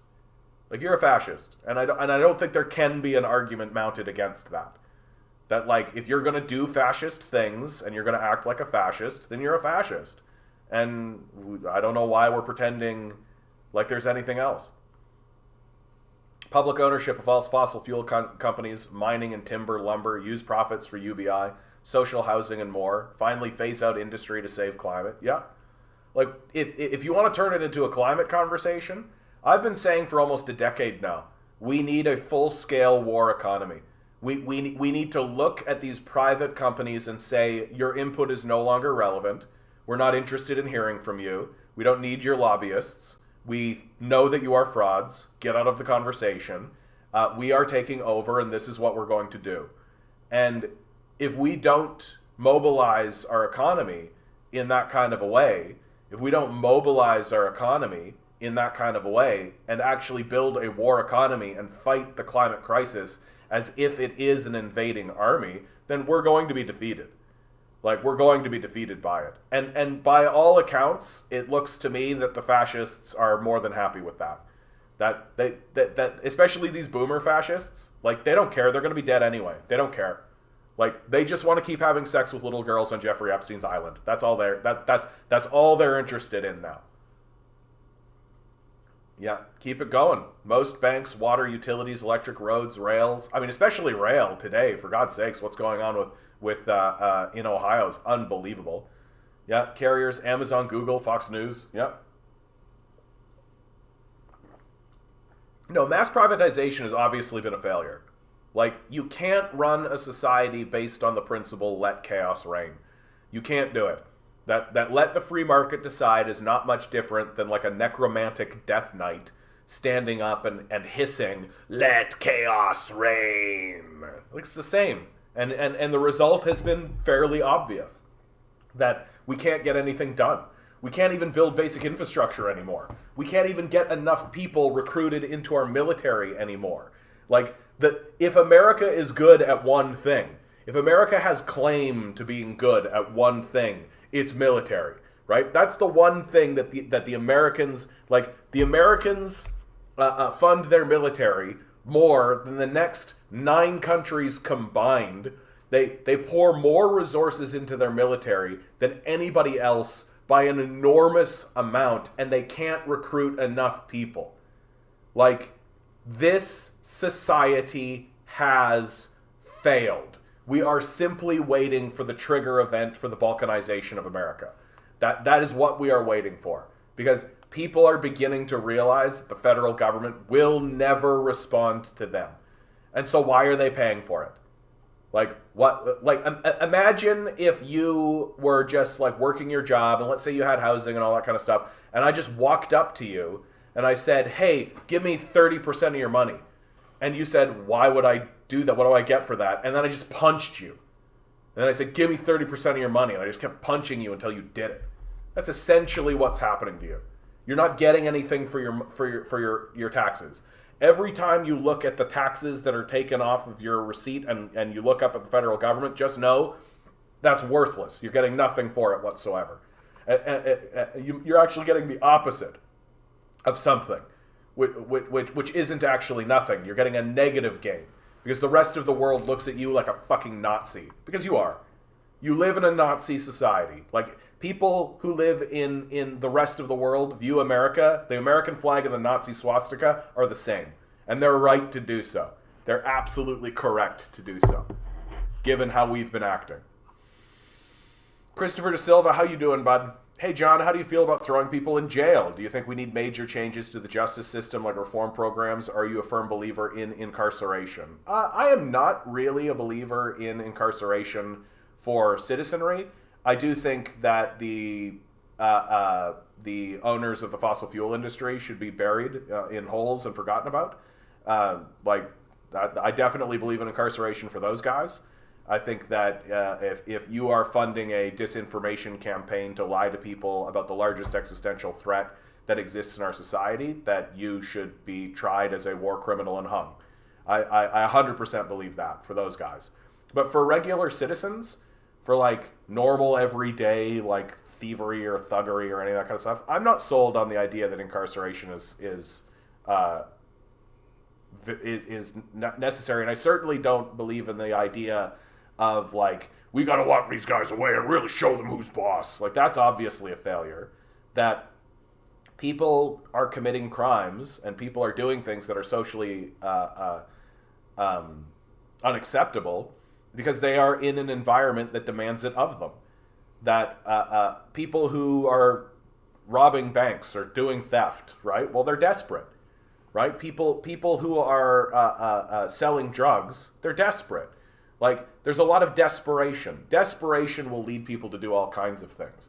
One of the things I really suggest to people, I really suggest to people who have this kind of mindset of like, oh, criminals are all scum and we should hate them. Okay, stop eating. See how long you'd go before you would steal something to eat. See how long you'd go, right? That's my challenge to any of these guys. Any of these guys that are walking around and saying, like, criminal or scum and we should do... Okay, stop eating. See how long it would take you before you would actually steal something. I bet you wouldn't last 2 days. I bet you would be willing to steal something from someone after not eating for 2 days. And part of the problem with Westerners is that we're so fat, like we're so fat and just like gluttonous in the way that we are and the way that we act and the way that we think. We're flabby, not just in our waist but in our brain, and we don't really have empathy in that regard. That we refuse to understand that, like, oh yeah, people will do crazy shit if they are living in an environment where there is some kind of reward for doing so. And we should, instead of spending money on incarceration, we should be spending money on poverty alleviation. We should be spending money on trying to get to the root of the issue. But we don't really care about that. We've got a private prison system now, so that's free labor for us. Or you can just round people up and charge them with petty offenses and get them into the penitentiary system and then use them as free labor, right? Like, it's a slave system. That's what we use it for. And we're not going to stop. Like, the capitalists aren't suddenly going to be like, oh, yeah, you know, we should treat people with dignity and respect. No, they want free labor and they know how to get it. You just go into black neighborhoods and round up some black guys and you get them in a chain gang and off they go, right? You charge them with some dumb bullshit. And if you can't charge them with anything, you just lie, right? Like, there's no like criminal justice system. Like, there's no justice. But for me, I don't like incarceration. I'd say like 95% of the time, it's not really something that we should be doing. Like, certainly not in America. Like, most of the people who are locked up for bullshit. Like, can you imagine doing like serious hard time for smoking marijuana? For real. There are people in federal penitentiary systems for the crime of smoking a plant that you can grow yourself. Like, this is a failed society. That should tell you everything you need to know. Yeah, Tinkers, keep it going, baby. Public ownership of space companies, military industry, major farming. Get rid of Monsanto. Certainly get rid of Monsanto. Like the public model, dude. There's this really interesting come on, dude, documentary that I'm interested in watching. I've only seen clips from it. It's called How Yukong Moved the Mountains, and it's a documentary, a French documentary that is about the end of the Cultural Revolution in China. These French documentarians go to China around the end of the Maoist period, and they just start talking to people. And one of the clips that I have seen, you have these Chinese citizens talking about how bad it was with the profit motive in place, and how much better things were without it, and the juxtaposition between those two things. And like, organizations that are profit motive, that are based on this worship of money, right? They will literally take the clean water and make it poisonous if it means they get an extra dollar. And this worship of money is a failure, an utter failure. But we love it. We're so stupid, and we're so selfish, and we're so invested in it that we love it. That guy says, I remember something from a few years ago that we need to mobilize like the U.S. in World War II. Yeah, dude. Complete social mobilization. We're not doing that. Well, I mean, to be fair, I do think that the ruling class has done a pretty good job in diffusing the energy of the proletariat. That you have figures who are treasonous, in my view. Like, Justin Trudeau is a traitor to Canada, absolutely a traitor to Canada, if not humanity, for his whole, like, we're going to stand up and fight against climate change, and we're going to actually do so. Like, fuck, no, he didn't do shit. He literally took a cue card from the fossil fuel industry and bullshitted all of us right in front of our faces. And, like, but it did have the effect of cooling the climate crisis, that the proletariat was beginning to rise up, that there were major protests that happened here in Toronto, 100,000 people showing up, like big, serious stuff happening, and it had a good effect of cooling that down. And the ruling class has done a pretty good job, if you ask me, of consistently cooling down this idea. Like, the Green Movement throughout the 90s was a big cooling down. That all of our packaging and everything became eco this and eco that. And it's only decades later that you realize it was all bullshit, right? It was all total bullshit, right? And but we're fairly susceptible to propaganda, and we haven't yet gotten to the point where we're recognizing how desperately propagandized we actually are. That we haven't quite gotten there as a people yet. It's beginning to happen, though. It's beginning to happen. And the shots across the bow about the idea that the society is beginning to understand how propagandized it actually is actually mega. It's actually mega, and it's actually Donald Trump. That even though these guys have their own out-to-lunch delusional conspiracy theories, one can never accuse them of believing the mainstream media. That these guys are the first guys who were willing to stand up and say, these guys are full of shit. And sure, they've gone and believed a whole bunch of other kooky shit. And sure, they've been co-opted by a grifter and all of this. But what was that grifter saying the whole time? The mainstream media is telling us a bunch of bullshit lies. Fake news. Fake news. Right? That's Donald Trump. So it's only a matter of time until the rest of the society begins to actually follow suit. And actually begins to say, like, yeah, wait a minute, man. Like, the CIA said that? I don't believe the CIA. And it's beginning to crack open. And to me, the floodgates really begin opening when the boomers start to die off in numbers. That we're starting to see the boomers begin to die off. Things like COVID actually helped with that quite a great deal. But once the boomers begin to die off in bigger and bigger numbers, there's just like Gen Z. Gen Z doesn't listen to the fucking CNN. They don't listen to these guys. These as far as Gen Z is concerned, these guys are frauds, right? And the writing will show up on the wall, but it's going to require a demographic shift because the lead eaters need to get out of the conversation. Jade, good to see you. Capitalist boobs, work harder, work longer, eat less, bring your children to work for us too, work until you're 70, have babies you don't plan to, spend money and don't, never will have, yeah. And like, who knew that would all collapse, right?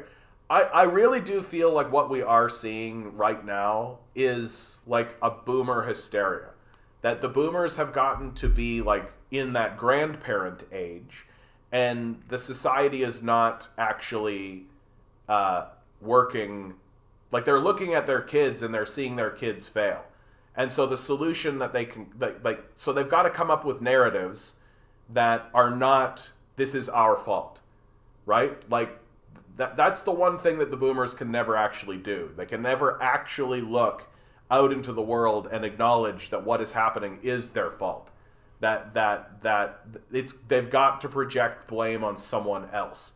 And so you have a hyper individualism that takes hold, right? The grind set kind of stuff. Oh, you've just got to work harder, like all that kind of stuff. That your failing is a personal failing. It has nothing to do with the fact that we completely pulled the rug out from you economically. Right? It has absolutely nothing to do with the fact that when I was growing up, I could get a job as a as a bricklayer and buy a house, or like as a factory worker canning potatoes and get a job buying a house. But you've got to go get a PhD, and then you still won't be able to buy a house, right? Like the absolute failure of the boomer generation can never be overspoken. And like, we can have a bit of sympathy. Like, these guys ate a whole shit ton of lead paint, unleaded gas, or leaded gas rather, and then just got bombarded with television propaganda. So it's completely rotted their brains. Like, but I do think that they are operating deeply from a place of guilt.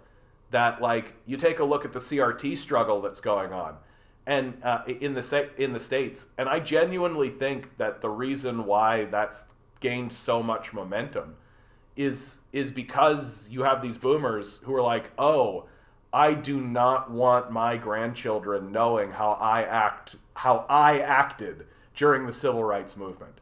I don't want that to be taught in schools. I don't want schools to teach about Martin Luther King and Malcolm X, Fred Hampton, and then have my grandchild come to me and say, isn't that you guys? Didn't you guys act? Isn't that what you did? I don't want that at all. So we're just going to get rid of that. And so I think that what we're looking at in a lot of cases right now is just the boomers covering their tracks. That they don't want certain things to be talked about. They don't want certain things to be in the discourse. And so they're just babbling. And what we're seeing a lot now is just a lot of boomer babble. Like, who do you think Tucker Carlson is talking to? Right? Who do you think Tucker Carlson's audience actually is? Like even like Joe Rogan, even what's his name, Bill Maher. These guys are boomers. Like, they're just all boomers. And the best part about it is it's all going to go away. That's the best part about it. It's all going to go away. I can't wait for that. I cannot wait for that, dude. People keep saying to me, like, because I'm 40 now, and so I get a little bit in despair over how things are going. And people say to me, like, well, you know what? One of the tricks, John, is that you got to find something to look forward to. And so, like, I'm like, okay, there's like a dance party coming up. I'm going to go to a dance party. That's going to be nice. But you know what I'm really looking forward to? You know what really keeps me going? Is the knowledge that at some point, unless something bad happens to me, but at some point, I will live in a world where the boomers are dead. Boy, am I looking forward to it. Boy, am I looking forward to it. There's so much dumb bullshit that we still tolerate because there's these goddamn absurd idiot boomers roaming around. Not for much longer, man. Like, there will be a moment where the vast majority of us will be like, yeah, climate change is real. Like, that's gone because the boomers are dead. There's going to be a moment where the vast majority of us are going to look at one another and be like, yeah, who gives a shit if you're gay? Like, who gives a fuck at all? And that's because the boomers are going to be dead. Like, there's so many major demographic shifts that are going to happen because the boomers are fucking dead. So if you're sitting there like contemplating your life, contemplating like what's it all for? Why should I even move forward? Oh my God, life's so horrible. Well, it has to get better. You know why? Because you're going to live in the world without the boomers. Like, and I'm sorry about your mom, and I'm sorry about your dad. I'm sorry about my mom and my dad too. But as a cohort, get the fuck out of here. I'm so looking forward to it, dude. I cannot even begin to tell you. Yeah, but who's voting for him? Compton. Who's voting for him? Right? Like, yeah, there's exploitive assholes in every generation, right? But like, it's not a bunch of Gen Zers. It's not a bunch of millennials. Fox News isn't mainstream media. I mean, I think that comment got decontextualized, Box, so I don't know what you're talking about. No, yeah, and most of them don't. No, CRT has become the way they've discussed. Like, it's like how they use the word woke, right? They just say woke instead of saying black, right? Like, if you take the speeches that Ron DeSantis has said about CRT and about wokeness and about all this kind of stuff, and you just replace the language with the word black, it's pretty obvious what they're talking about. Right? And given the history of the word woke, like that's essentially where it came from the black community. And like so they're just finding a new language to discuss these things out in the open without anybody standing up and be like, oh, you guys are like Nazi level racists. Oh, Jesus. And if you say that kind of stuff, then they get all like, what? No, we're talking about the woke society and this culture that exists. So they've created a smokescreen for themselves. When really, we all know what they're talking about. We all know what it's about. It's about making sure black people are their slaves. That's what it's always been about. And they just pretend like it's not in public. Like, that's what it's all about. Yeah, privatizing healthcare, one senior surgery at a time. Yeah, something, you're the real racists. Yeah, exactly, dude. Like, great opportunity to remind you guys, please like, share, subscribe. If you've got $1 jangling around in your pocket, think about donating it to the Patreon, gets you into the Discord.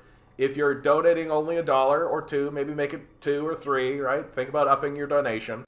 If I can get enough people to actually donate to this thing, I can actually start doing more serious advocacy work and more serious stuff.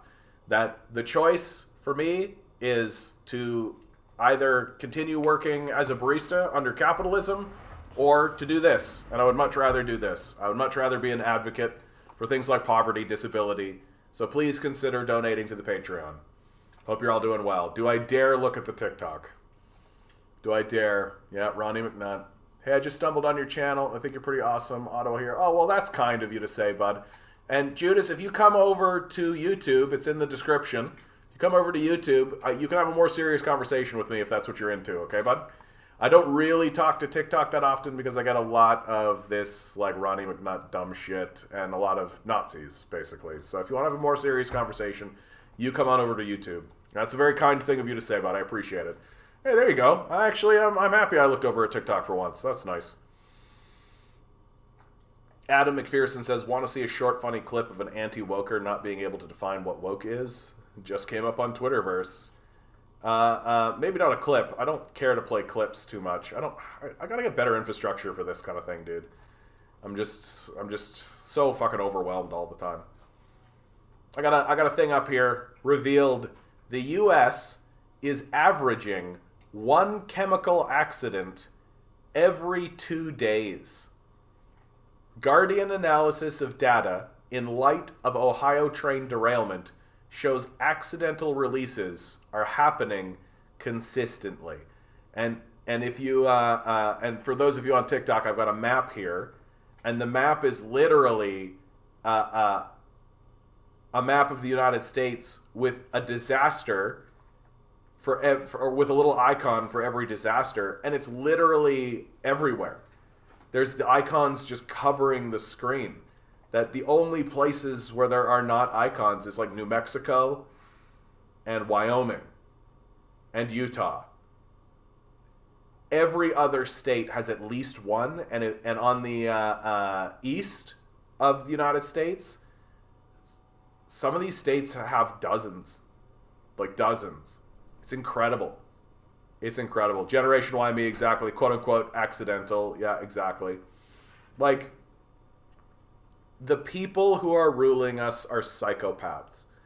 I say it over and over again, and I'm going to continue saying it, that we are led by genuine, real, right in front of your face, Hannibal Lecter level psychopaths.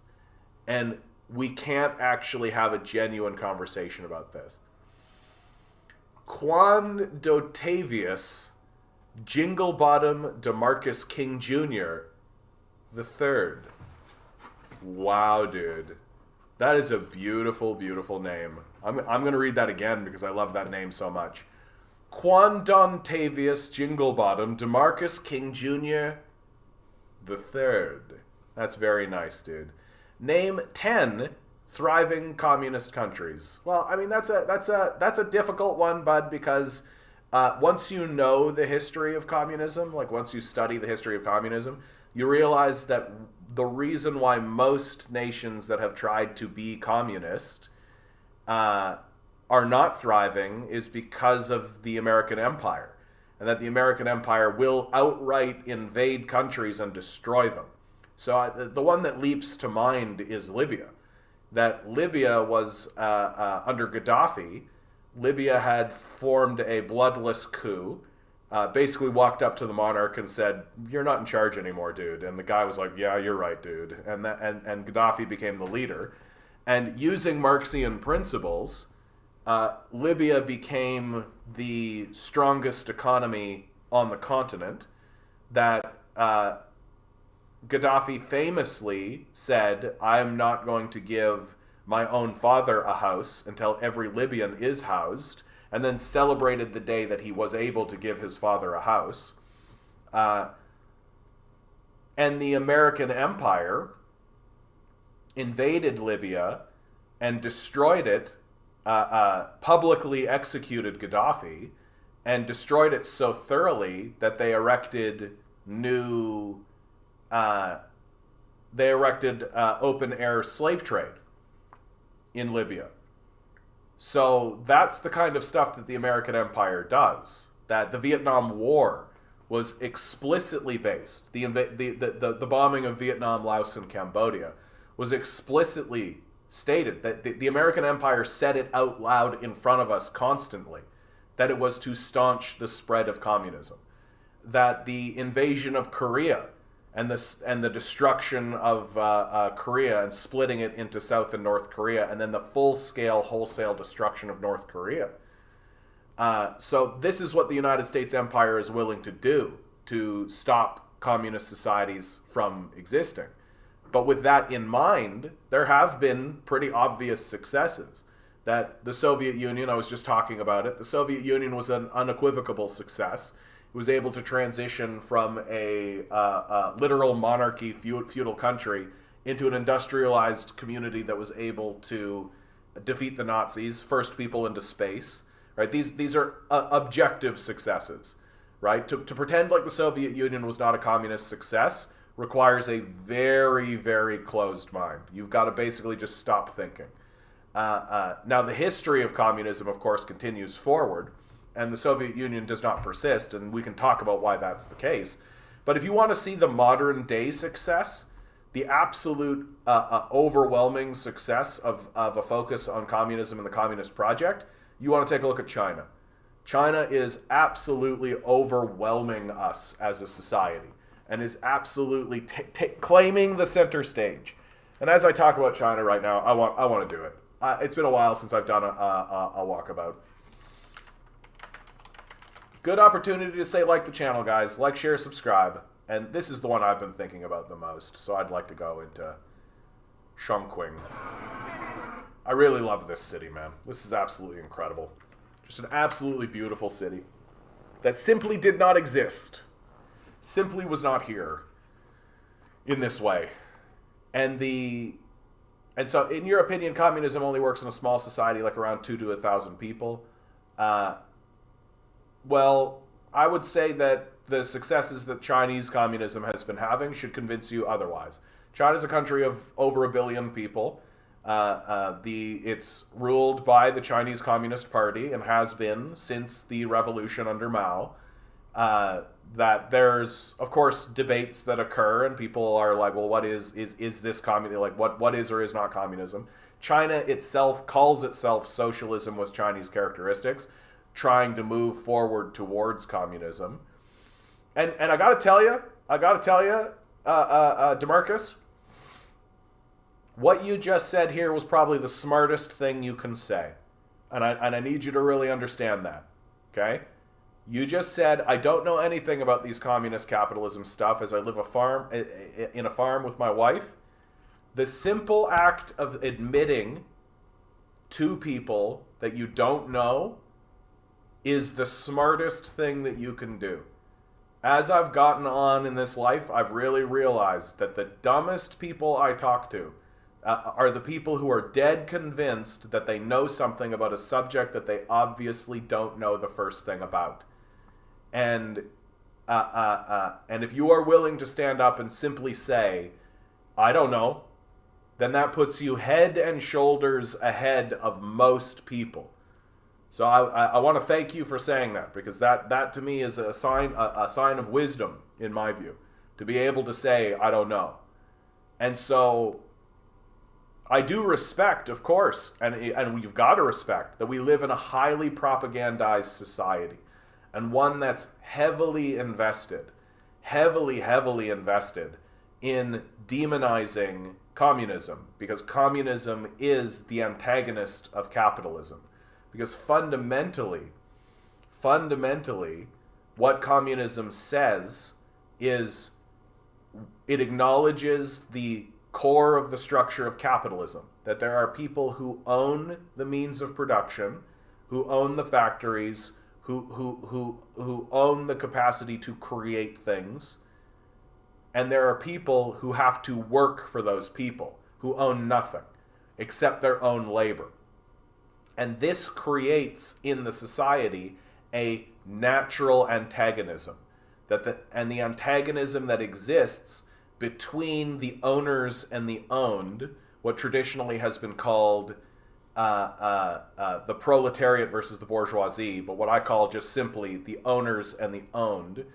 This antagonism that exists between these two groups will mean that the society is always at war with itself, that there's always a perpetual class war. And as Abraham Lincoln reminds us, a house divided against itself cannot stand. And this, communists say, correctly in my view, is the central core issue with Western society. That we have owners and owned, and as long as that dynamic persists, we will always be at war with each other. And it isn't until we eliminate the ownership class and allow the workers to control the means of production, allow the proletariat to control the means of production, that we're going to be able to move forward and progress as a society unified together on collective principles. And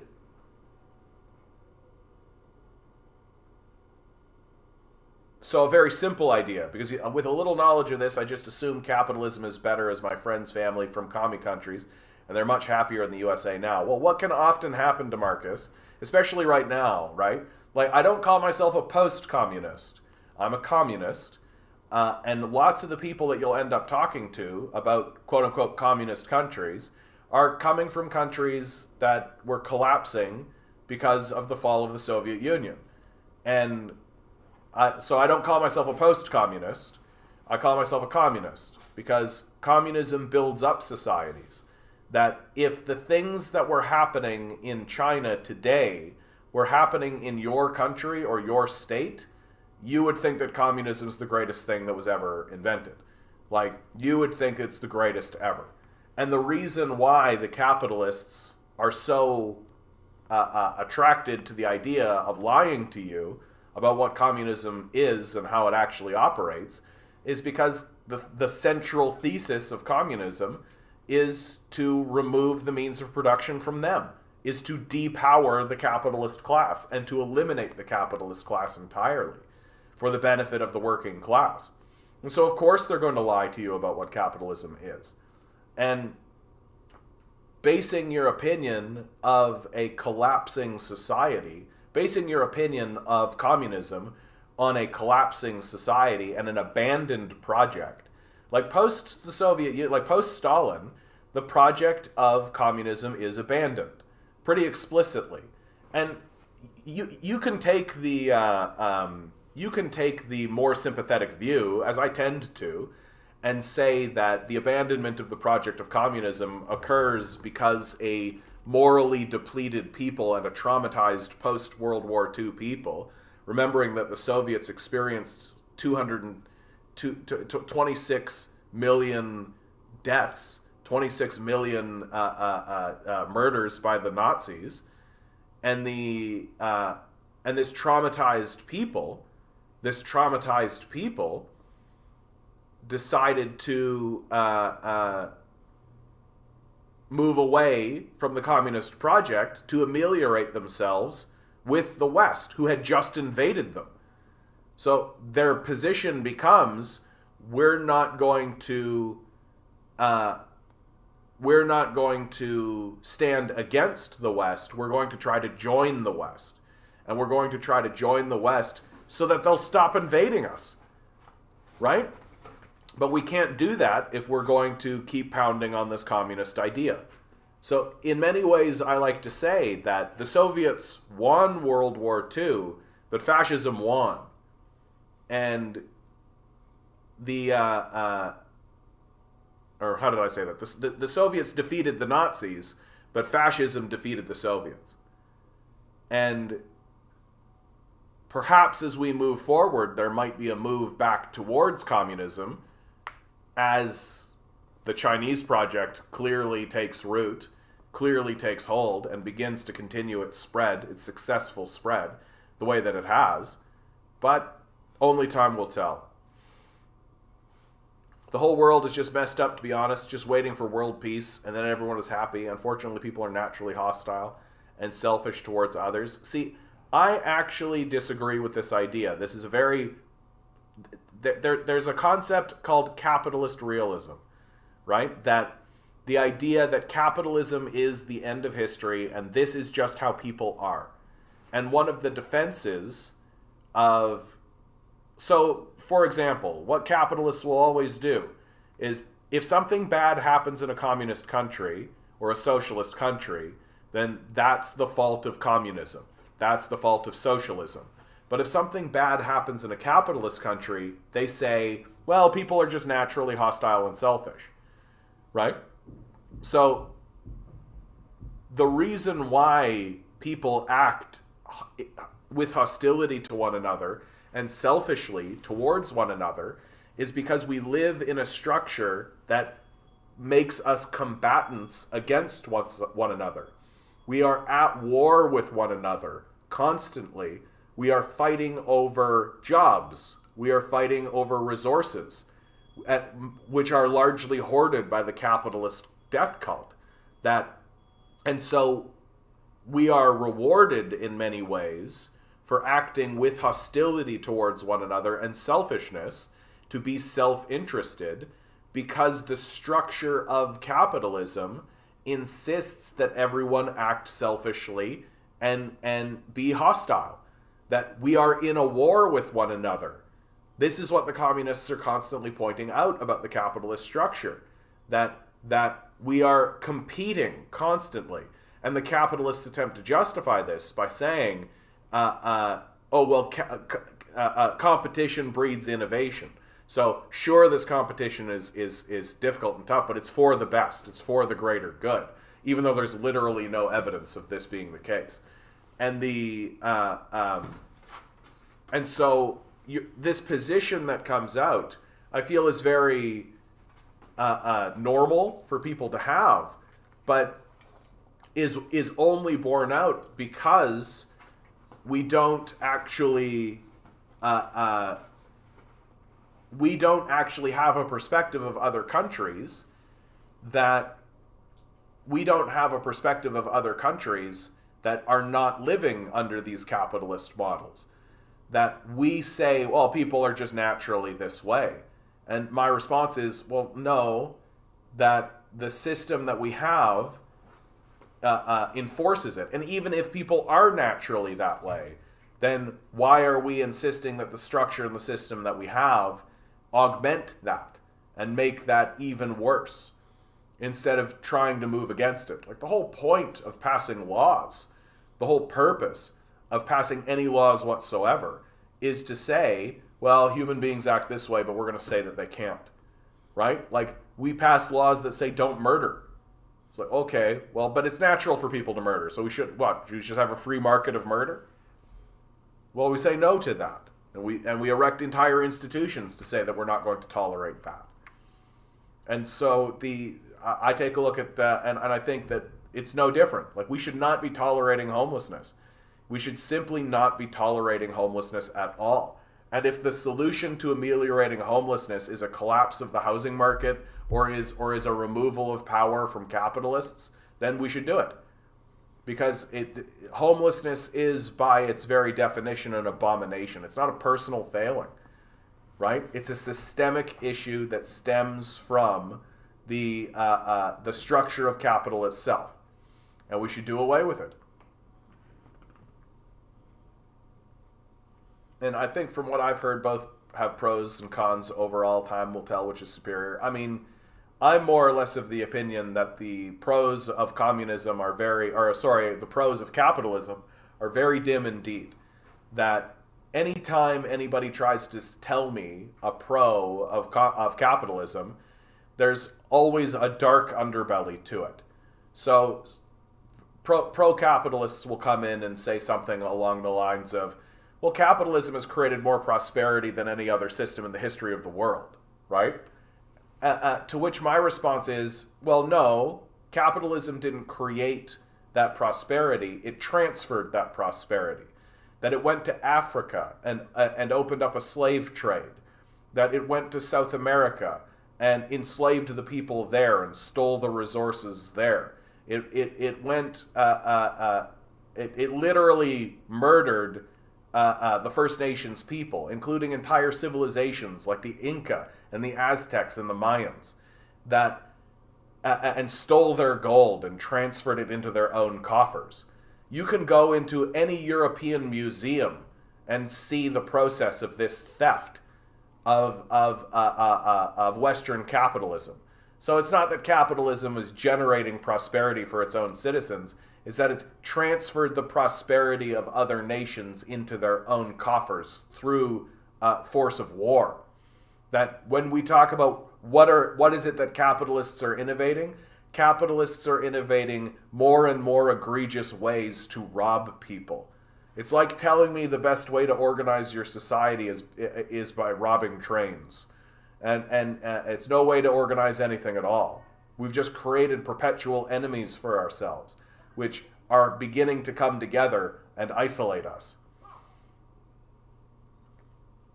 Capitalism always fails unless it's willing to bend towards socialism, if that even lasts. At the core, capitalism says some beans are worth more in one place than another, which is inherently and unforgivably a promotion of inequality. Yeah. Marcus says, I hope everyone gets along by the next 50 years. With the way stuff's going right now, if we set aside all our differences, we can fix this planet and prosper as a global society instead of always fighting. That's a beautiful sentiment, dude. It is a beautiful sentiment. And I tend to agree. But the trouble with that comment is that it is, by its very nature, inherently anti-capitalist. That you're saying we need to set aside all our differences, fix the planet, and prosper as a global society. Capitalism's not interested in that. Capitalism is a combative, conflict-driven, and the people who defend the system admit it. The people who talk about capitalism admit this about capitalism. That the phrase competition breeds innovation is an admission that capitalism is at its very heart about competing and fighting with one another. That we've created a system that insists that the best way forward is to fight one another, and is to constantly be at war and at odds with one another. And that's the best way to build a society. Well, you can't put aside your differences, fix the planet, certainly not, and prosper as a global society if your idea is, let's constantly fight. Yeah, the time is now. Yeah, we just had multiple derailments, one of them resulting in the biggest environmental disasters in the United States. And now 3 banks have gone belly up. Yeah. Is there any way to mix communism and capitalism by chance and have only pros and little to no cons? Well, I mean, what China has done is very controversial in communist circles. I generally support what they've done because the proof's in the pudding, that they are obviously very prosperous, and they are obviously, like, I mean, it's right in front of your eyes. They're obviously making decisions that are obviously helping them. But they've achieved this by opening up their markets to capital. And the real success of that gambit, Deng's gambit, the real success of it is that the capitalists have been unable to take over the political apparatus. That usually capitalists get so much wealth that they're able to overwhelm the political system by just bribing people with corruption. And we here in the United States and Canada have essentially legislated corruption. That in the United States, Citizens United is basically, and lobbying is basically just saying, oh yeah, we can just bribe politicians and call it lobbying, but it's obviously a bribe, very straightforward, done in the open so everyone can see it. And that's considered a legitimate way to run a country. Whereas in China, they say, no, of course you can't do that. Of course you can't do that. You can't bribe politicians. Absolutely not. And the positives, to me, the major positives of the way the Chinese have set up their institutions and set up their government is that they end up with institutions that actually respond to their people. That if their people actually insist that something be done, the political apparatus actually responds to it. Whereas our system no longer responds to us. That it operates for its own benefit and for the benefit of its owners. And if the people are suffering, it simply doesn't care. Because there's no benefit to the owners to spend their wealth or money to help the workers. There's no benefit there for them. And and so for me, what the Chinese have done is opened up their markets, and about 40% of their economy is capitalist structure, privately owned businesses, top-down owner-owned dynamic. But the idea always was, we'll have this flooding in of foreign wealth, and then we'll even it out. And that's exactly what Xi Jinping has been doing. He's been smoothing this this imbalance that capitalism tends to create. We love competition so much that we eliminated all of them and established a monopoly. That's hilarious, dude. Look at Dizzy. That's the funniest thing you've ever said. Hands down. We love competition so much that we eliminated all of them and established a monopoly. In capitalism, all of its innovation was made possible through public programs and universities that did research for the sake of research. Yeah, absolutely. Like, the modern computer would not have existed if not for almost 100 years of public research. And then Bill Gates comes along, they privatize all this research, and then he walks away, and now he's the richest man. Everybody calls him, oh, what a genius. What a genius for privatizing the public research and taking all the spoils for himself. Like, I guess it's a type of genius.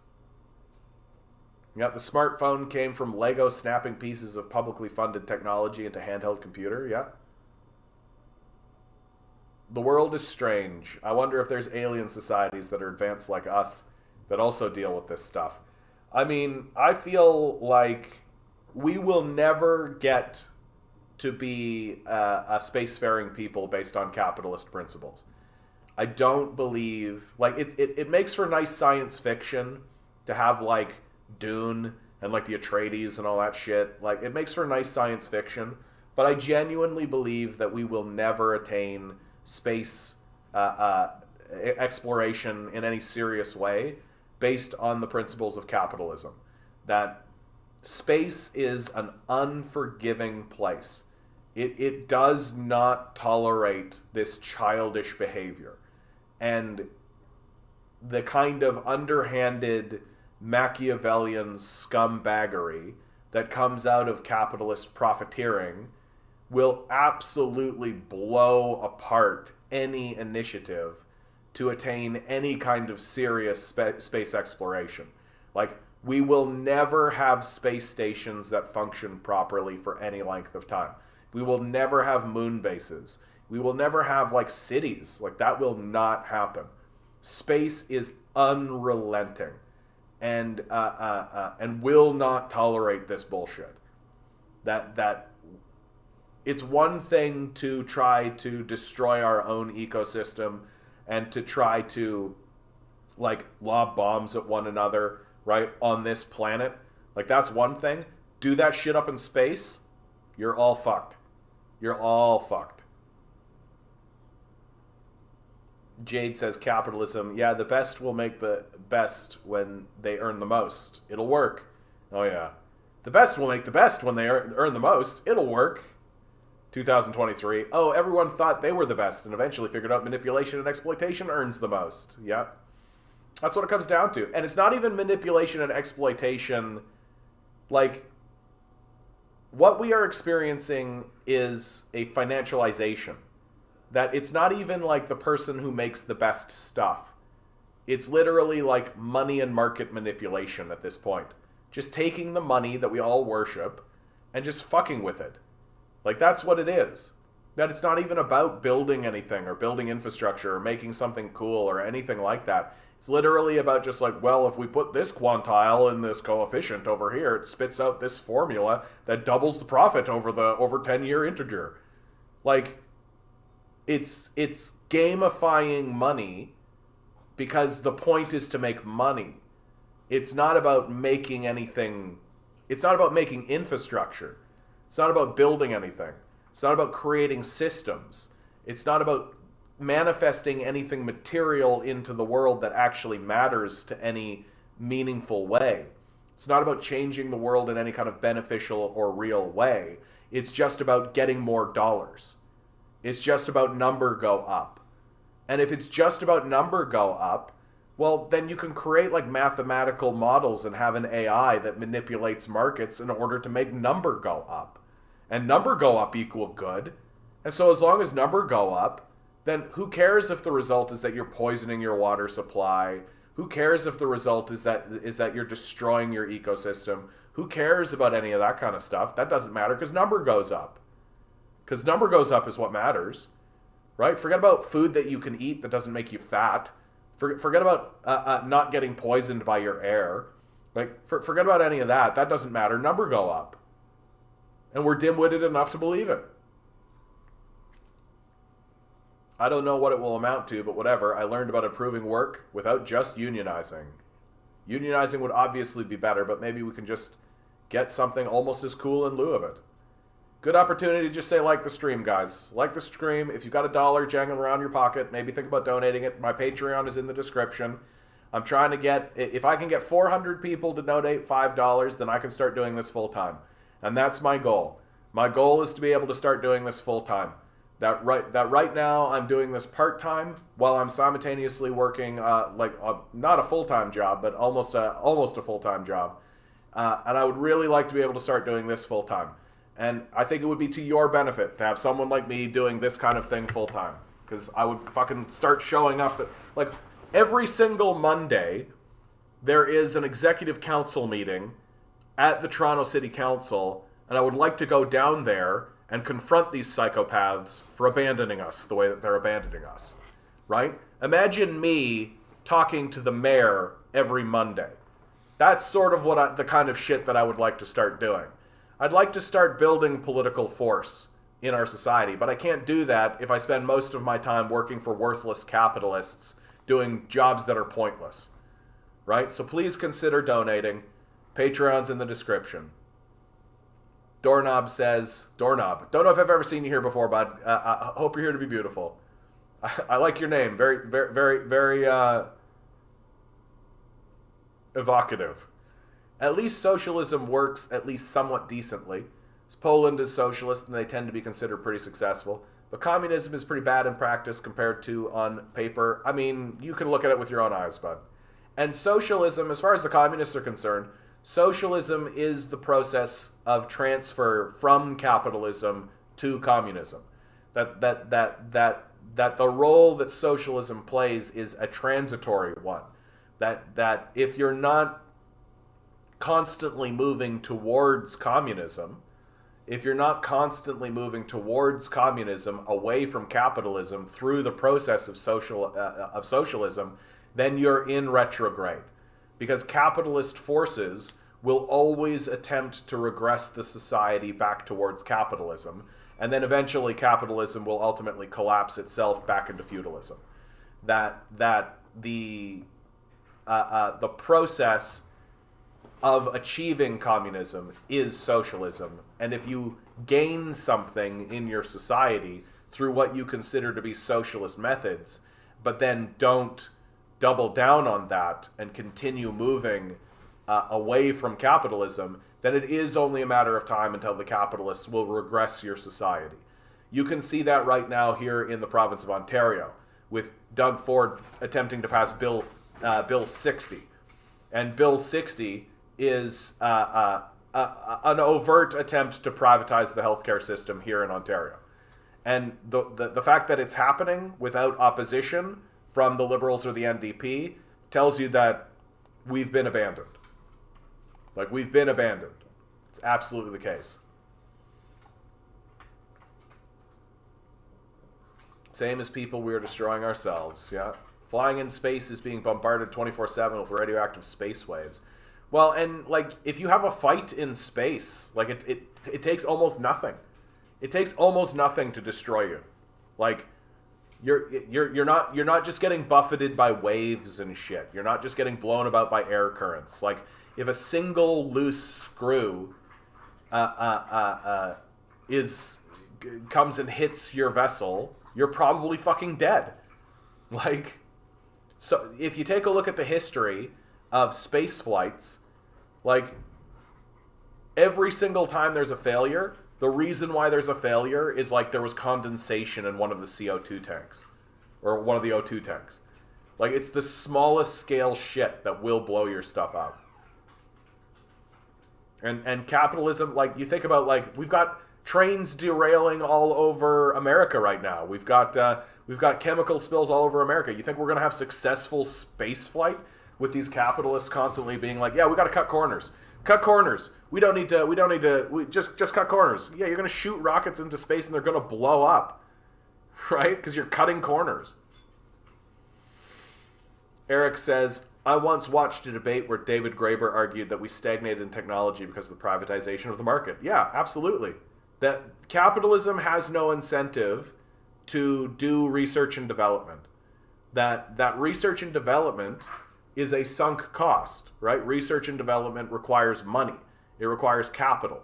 You got to spend money on it, and there's no guarantee that you're going to get a return on it, and so capitalists won't do it, right? Like, it's the reason why the privatization of the sciences, the reason why the capitalization of the sciences is such an overt failure, because everybody wants to do the breakthrough technology, right? If you do a breakthrough technology, oh my God, yeah. But nobody wants to do the work of, like, peer reviewing your technology, because nobody's a famous peer reviewer. Nobody's like a millionaire peer reviewer, right? So no science actually gets done because there's no money in reviewing and being a person who does peer review. And if you don't do peer review, well, then you're not going to make shit. You're not going to do anything. Jade says the baker used to make the money from their work, and then the best were controlled by the worst people, especially the money manipulators. Yeah. Cole Wedgett complains about capitalism while basically online busking. So, I don't understand your comment, dude. Like, I'm doing labor right now. Like, capitalism didn't create my computer. Capitalism didn't create any of that. Workers did that. Like, I legit don't understand your comment. I'm someone who believes socialism done properly is the only way to advance the world forward. Yeah, but you advance toward what? Advance forward towards what? Right? Away from what? Towards what? Because socialism is not itself it is like a transition. It's something that you're transitioning towards, and you have to have an idea of where you're transitioning towards.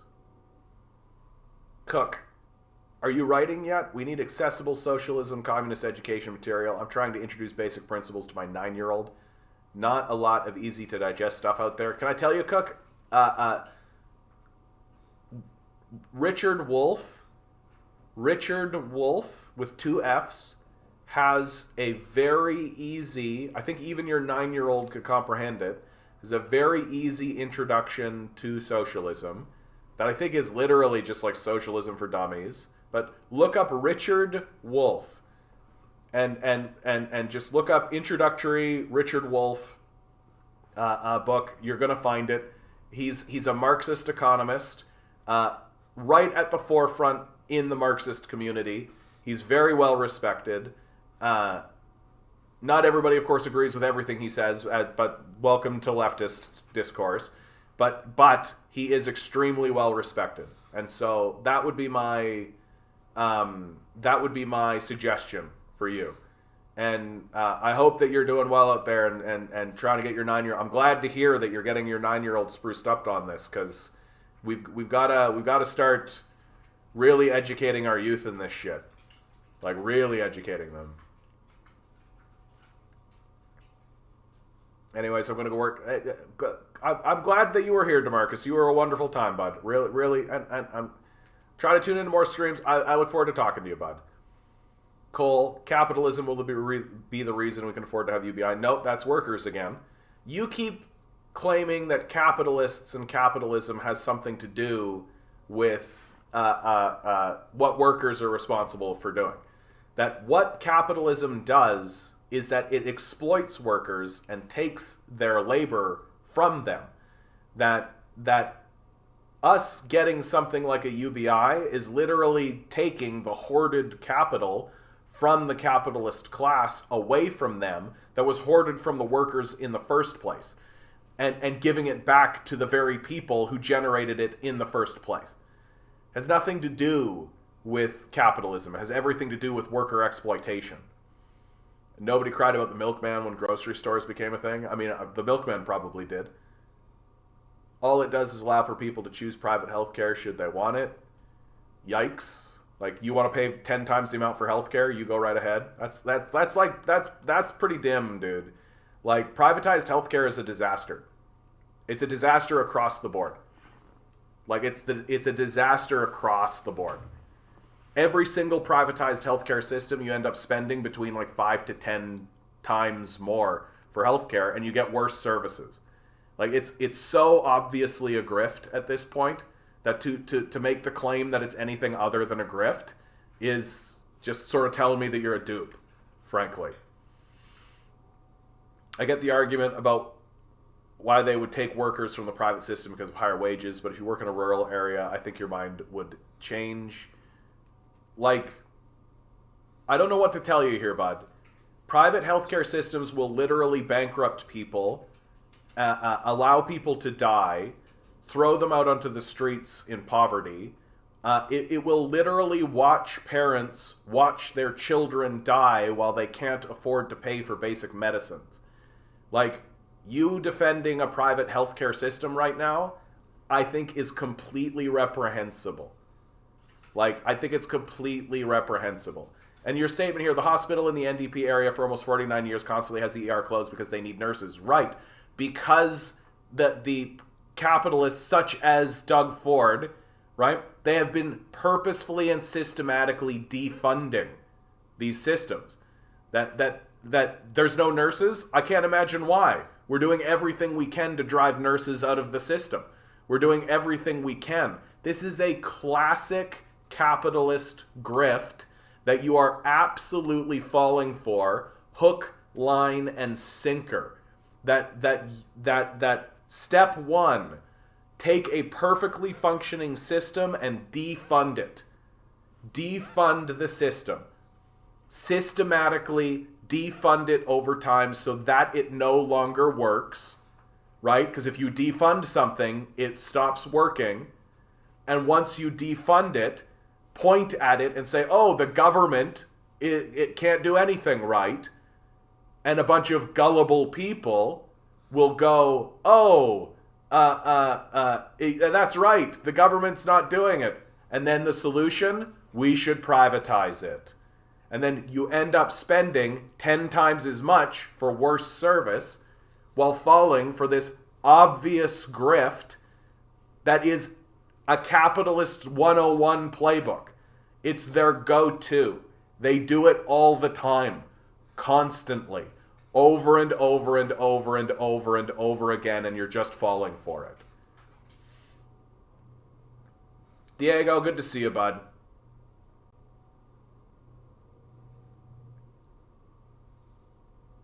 Cal, good to see you. Just don't be too try-hard about it, otherwise they might think being a liberal is the way to rebel against you. I think you're just responding to this Cole guy, and this Cole guy's just showing me that he's not really got much interesting to talk about. UBI is like the last dying breath of capitalism. They can't pay the workers, but they need them to be able to spend money at the same time. Yeah. Well, and in many ways, it's just like restitution, right? Like it's our labor. Like we made that money for them, right? They're just giving it back to us. That's all. Yeah, it's just a pathetic excuse to avoid actually providing some sort of welfare and security for the people in your society.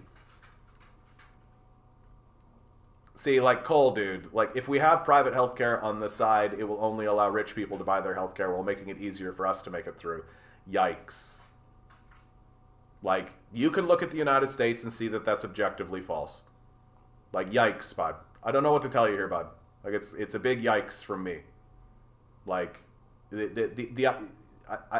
like that's the most delusional thing that's been said on the stream by a lot. Like, it's not close, bud. Like, really. Like, I'm trying to level with you here because I think you actually do need to hear this. You are thinking like a delusional person. You actually believe that, oh, we'll just privatize a model, right? We'll just privatize a model and then the rich will go over here and then we'll have this model and that'll be fine because we'll just go through there. That's not what's going to happen.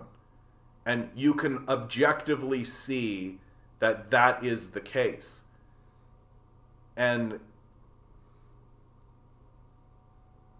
But that is what's going to happen, mate. Like, what do you... they're not going... The rich are not going to spend money on a public option. They are going to defund that. And then they're going to have their private hospitals, and they're going to use those private hospitals for themselves, and they're so rich that they don't care that the cost is 10 times more, and then the rest of the populace doesn't get access to healthcare because the public model has been defunded and the private model is unaffordable. That's what's actually going to happen. Like, that's what's actually going to happen, bud. To pretend otherwise is delusional to the same level as believing that angels are real. As believing that, like, Russiagate was real. Like, I really got to tell you, and I think you really, really, really need to hear it. Like, because if you're thinking this way about this issue, then you're probably thinking this way about a lot of things. This is delusional. Like, hyper delusional. Like high level, out of touch with reality, deluded. Because it absolutely won't, like, it won't be structured the same way as the United States. Of course it will. Like, of course it will, bud. What are you even talking about? What do you think is happening in the United States? Like, you think the United States doesn't have Medicare? You don't think it has Medicaid? Like, what do you think is happening in the United States, bud? Like, this is a big yikes from me, man. This is a big, big, big yikes from me. And I'm really begging you. I'm really, really begging you. Touch down to the ground and find reality. Because you are living in delusional town, bud. Like, delusional town. And it's time to come down to reality, touch the ground, take a look at what's happening in your society and in the world, and recognize that okay. Please find basic reason. Bye-bye.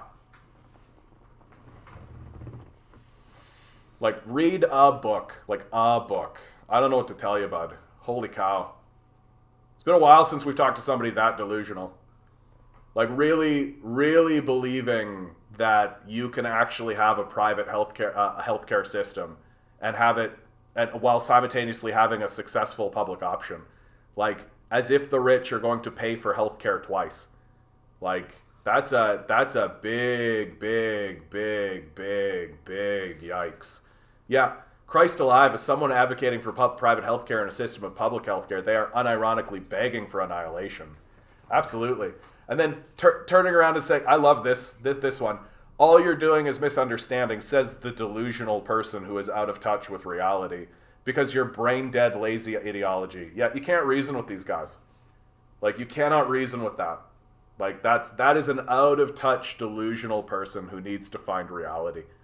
Like, the wealthy will 100% defund public health care. That is 100% what will happen. We've watched it happen over and over and over and over and over and over again. And then they will erect a private system which will exclude the vast majority of the populace. Like, it's shocking to see someone be so out of touch with reality. Like, that's what's so shocking about that. A person literally begging for the annihilation of their society. And incredible to watch.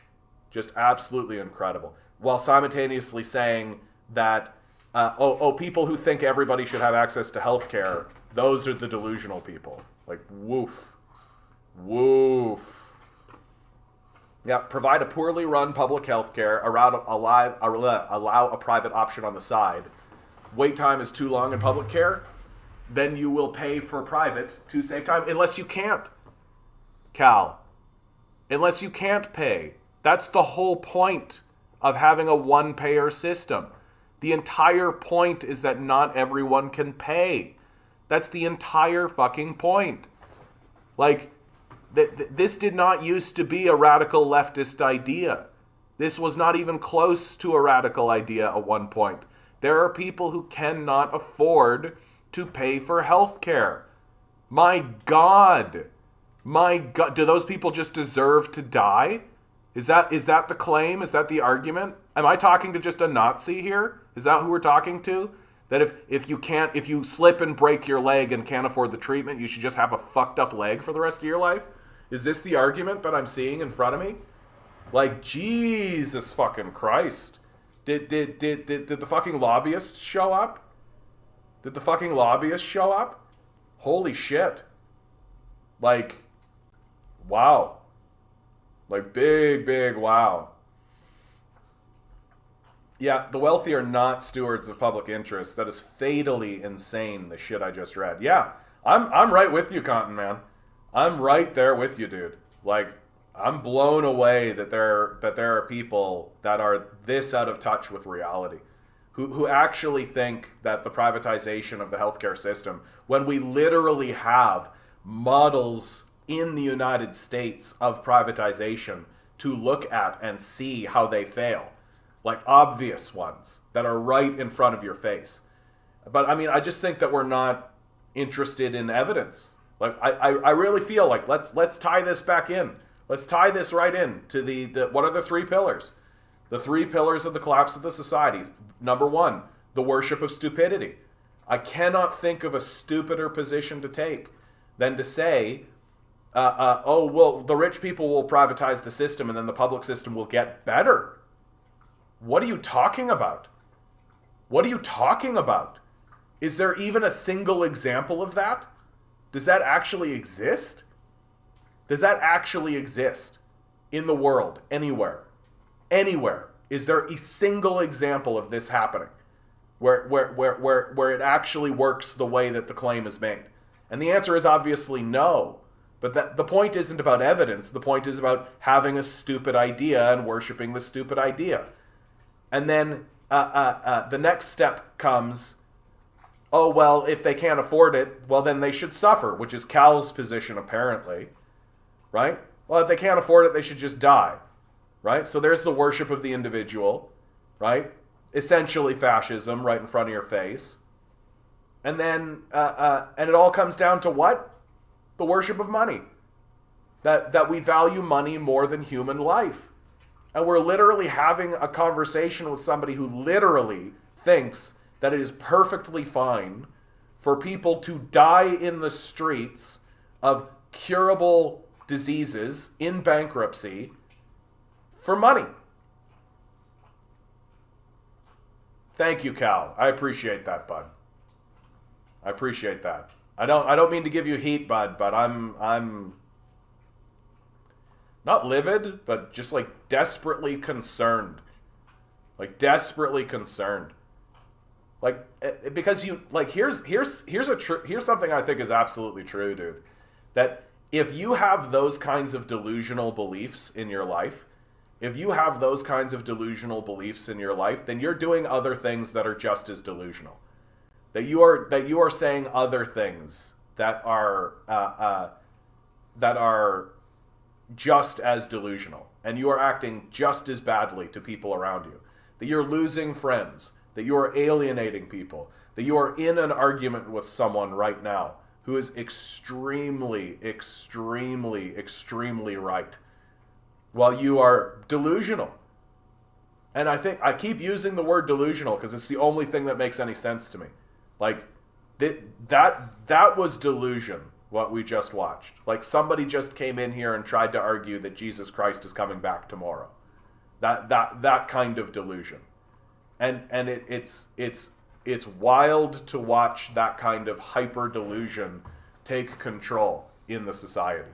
It's wild to watch that happen. So and I'm quite genuine about this. I hope Cole, I hope you're still listening. I hope you come down to reality, bud. I hope your feet find the ground. 'Cause wow.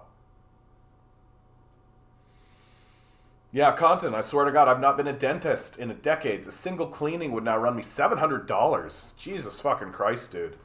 We still have private dental here, and it's not $700. Holy shit.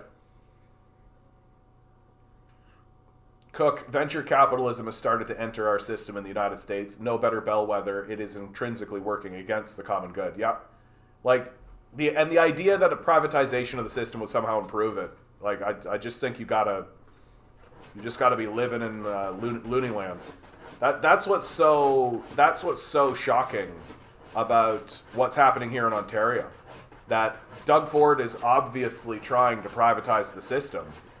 He's literally got a bill drafted in order to do it, and there's no serious opposition. Like, where's the NDP? Where's the Liberals? Oh, they're bought. That's what it is. So it's shocking to watch it happen. Screw anyone who supports private healthcare. Now he's doing who's doing a 360? I was trying to present the logic of the capitalists there. They provide a high quality private option, so the public one looks bad. This is what it's like in England now. Well, yeah.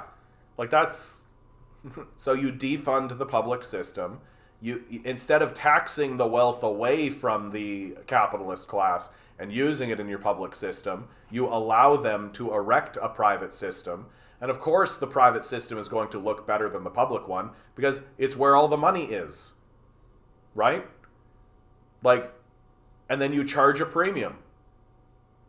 Like, I don't know why this is difficult to grab. Like, the money is in the private option. The public option gets defunded. So obviously the private option looks better than the public option. But the rub is that only the rich can use the private option. And the poor can go die. Yeah. No, sarcasm doesn't really translate. That's why you got to do the backslash s. That's what you got to do. You got to do the backslash s. That's the way to do it. I don't know, dude. Like, just a big fucking wow. A big fucking wow. Yeah, it's defunded on purpose. Like, of course they're defunding it. I don't know why this is even considered remotely controversial. Why would anyone consider that even remotely controversial? Yeah, dude. Doug Ford is a fucking what a train wreck. Like, what a train wreck this guy is for Ontario. And yet we can't nobody can actually mount a credible opposition. This is why it's so important for you guys to like, share, and subscribe the stream, and also to donate to the Patreon. Because guys like me need to be freed up in order to confront this. That what is happening in our society is that people are outraged, but they can't do anything because they have to spend all their time working jobs and they can't get anything. Well, if you want my job to become confronting this shit, then please consider donating to the Patreon. Even $1 helps. Even $1 helps. If I can get 400 people to donate $5, I can start doing this full time. I can literally do exclusively this. If I can get 400 people to donate $5. Broccoli cheddar rice, absolutely good to see you, bud. I feel a lot better, bud. This weekend was about my mental health and about my gaining confidence in myself. I mean, like, spent a lot of time focusing on chakra work. Spent a lot of time building relationships and stabilizing myself that way. And now I think my next journey is against boredom. I'm so fucking bored. I'm so fucking bored. And because I'm so fucking bored, I'm like manifesting trouble for myself. I'm like doing things and poking at things and doing shit I shouldn't do just so that I can kind of entertain myself.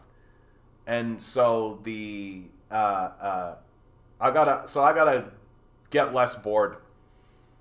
There's a dance party on Friday I'm gonna go to. I'm looking forward to it.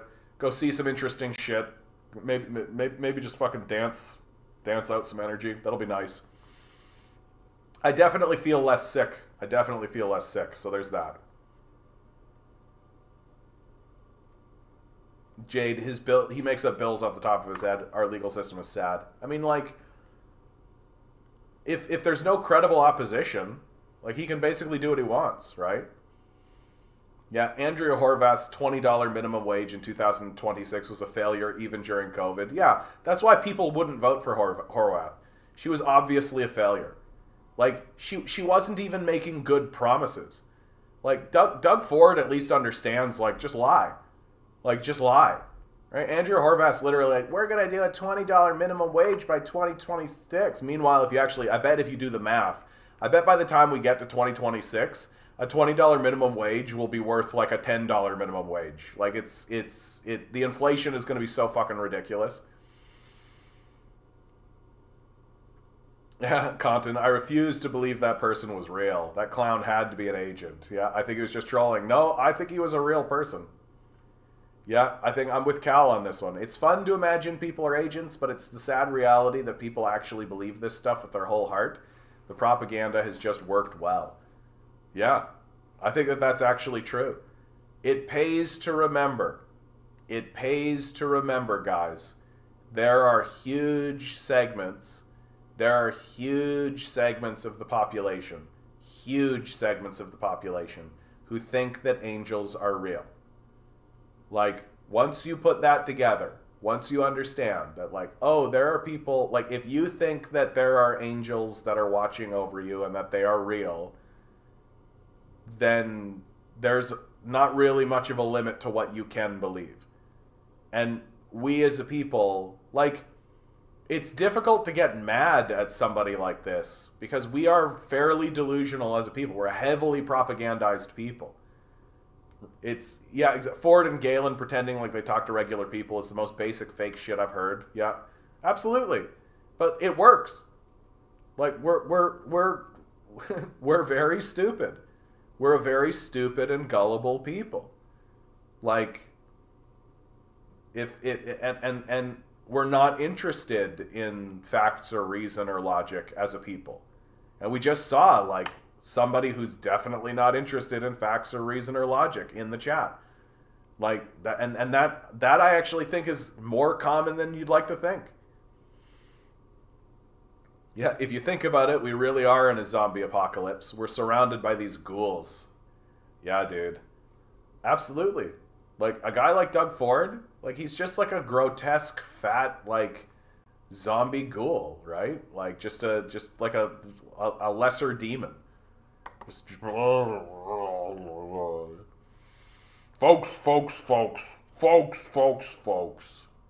Like, it's just crazy. It's just absolutely fucking crazy. It makes me think of this. Just makes me think of that. Like,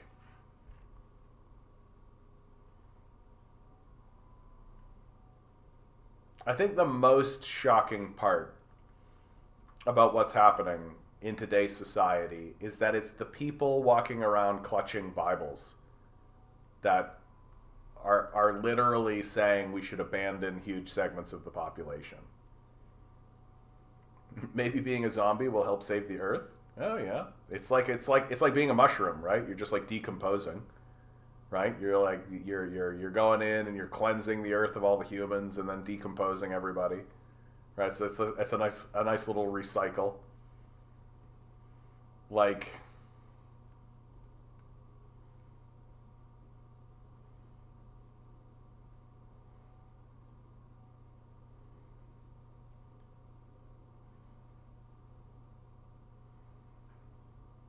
it's difficult for me to perceive that the society does not just become much more chaotic and just weirder and weirder and weirder and weirder.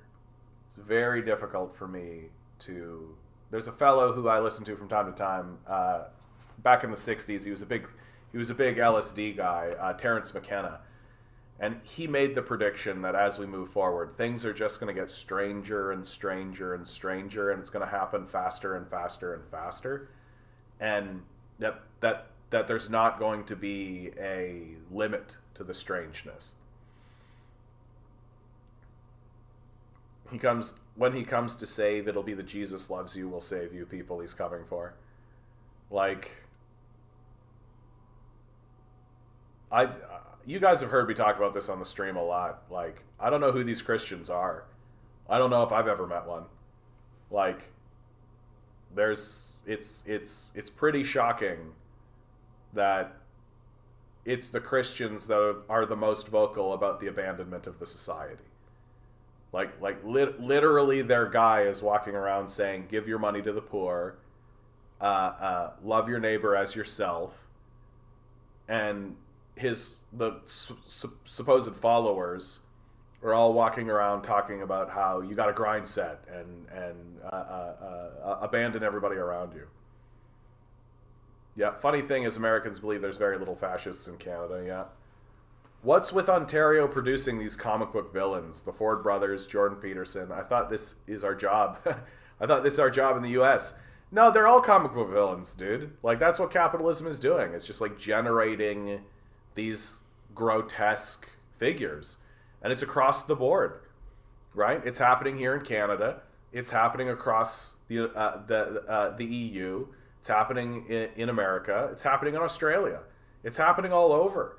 Because the system of capital is incapable. Like, Peterson, Peterson will always say, like, yeah, the people who come up to the top of the hierarchy, they're the people who are the most competent. And of course, the people who are the most competent should be the leaders of the society. That's what Peterson would say. And of course, my response has become, well, most competent at what? Exactly. Most competent at what? And it turns out that the answer is being the most competent grifter. That the better you are at being a sociopathic grifter, the quicker you're going to ascend. And if you get to the top of this hierarchy, well, the only way to do it is by stepping on other people's necks the whole time and stepping on people's backs the whole time, right? That you can't actually get to the top of the hierarchy and ascend the highest heights unless you betray someone, unless you take advantage of someone, unless you're attacking someone, right? And like in the case of someone like Peterson, yeah, like of course a fascist like Peterson is going to get elevated. Like there's a long history of capitalists funding fascists in order to defend their position. That Peterson was just sort of the first shot across the bow. The next one will be a guy who's willing to actually be militant, right? That's the next one. That them funding Jordan Peterson is just them saying, oh, maybe we can convince you ideologically. Well, soon they'll just be funding the guys that'll be like, yeah, we'll round up these communists. Which is exactly what they did in the past, and they'll do it again. Thank you, Jade. The Peterson voice on point. Yeah, all you gotta do is gotta get talking a little bit higher in your registry, right? Because Peterson's an interesting voice, right? Because he's so out of balance with himself that I don't know that he's actually capable of telling the truth anymore. And so his voice actually comes more from here, that it's an imbalance between his throat chakra and his third eye chakra. And so his voice is actually coming from kind of the back of his throat. And he's generating the energy from there. It's not actually coming down from here. It's not actually coming down from, your root. It's not coming out from the base and up and out. And you can hear Peterson talk like when Peterson, like this is Peterson talking when he's getting all but he does talk a little bit more down like this sometimes. And it kind of gets more down in here. He's like, well, I don't really think that kind of, And when he talks a little bit quieter, he kind of does talk like this a little bit more, right? But it's like it's getting caught in his throat. It's like to me, Peterson is like the quintessential, like, I think that his root chakra, his pleasure chakra, his power chakra are fairly well balanced. And maybe even his heart chakra. But his throat is way out of whack. And then it's all a mess right here. It's all just a mess right here. And you can always tell when guys are like out to lunch, because they refuse to acknowledge that perhaps the universe is more creative than you. Like that's the part about it that gets really obvious when like if you cannot perceive and admit to yourself that the universe is probably much more creative and intuitive than you, right? If you think that you've got a good handle on what it is the university, like if you think you've got a handle on what it is the universe is capable of producing, then I think you're just out to lunch. And when the universe produces things, your position should be, oh wow, I didn't see that one coming. Huh, interesting. Like I think that kind of stuff about all kinds of issues. We were talking about it earlier, like the gender affirming care thing. Like that should be a non-issue. The idea that that's become politicized tells you how fragile we are. How fragile the male ego is.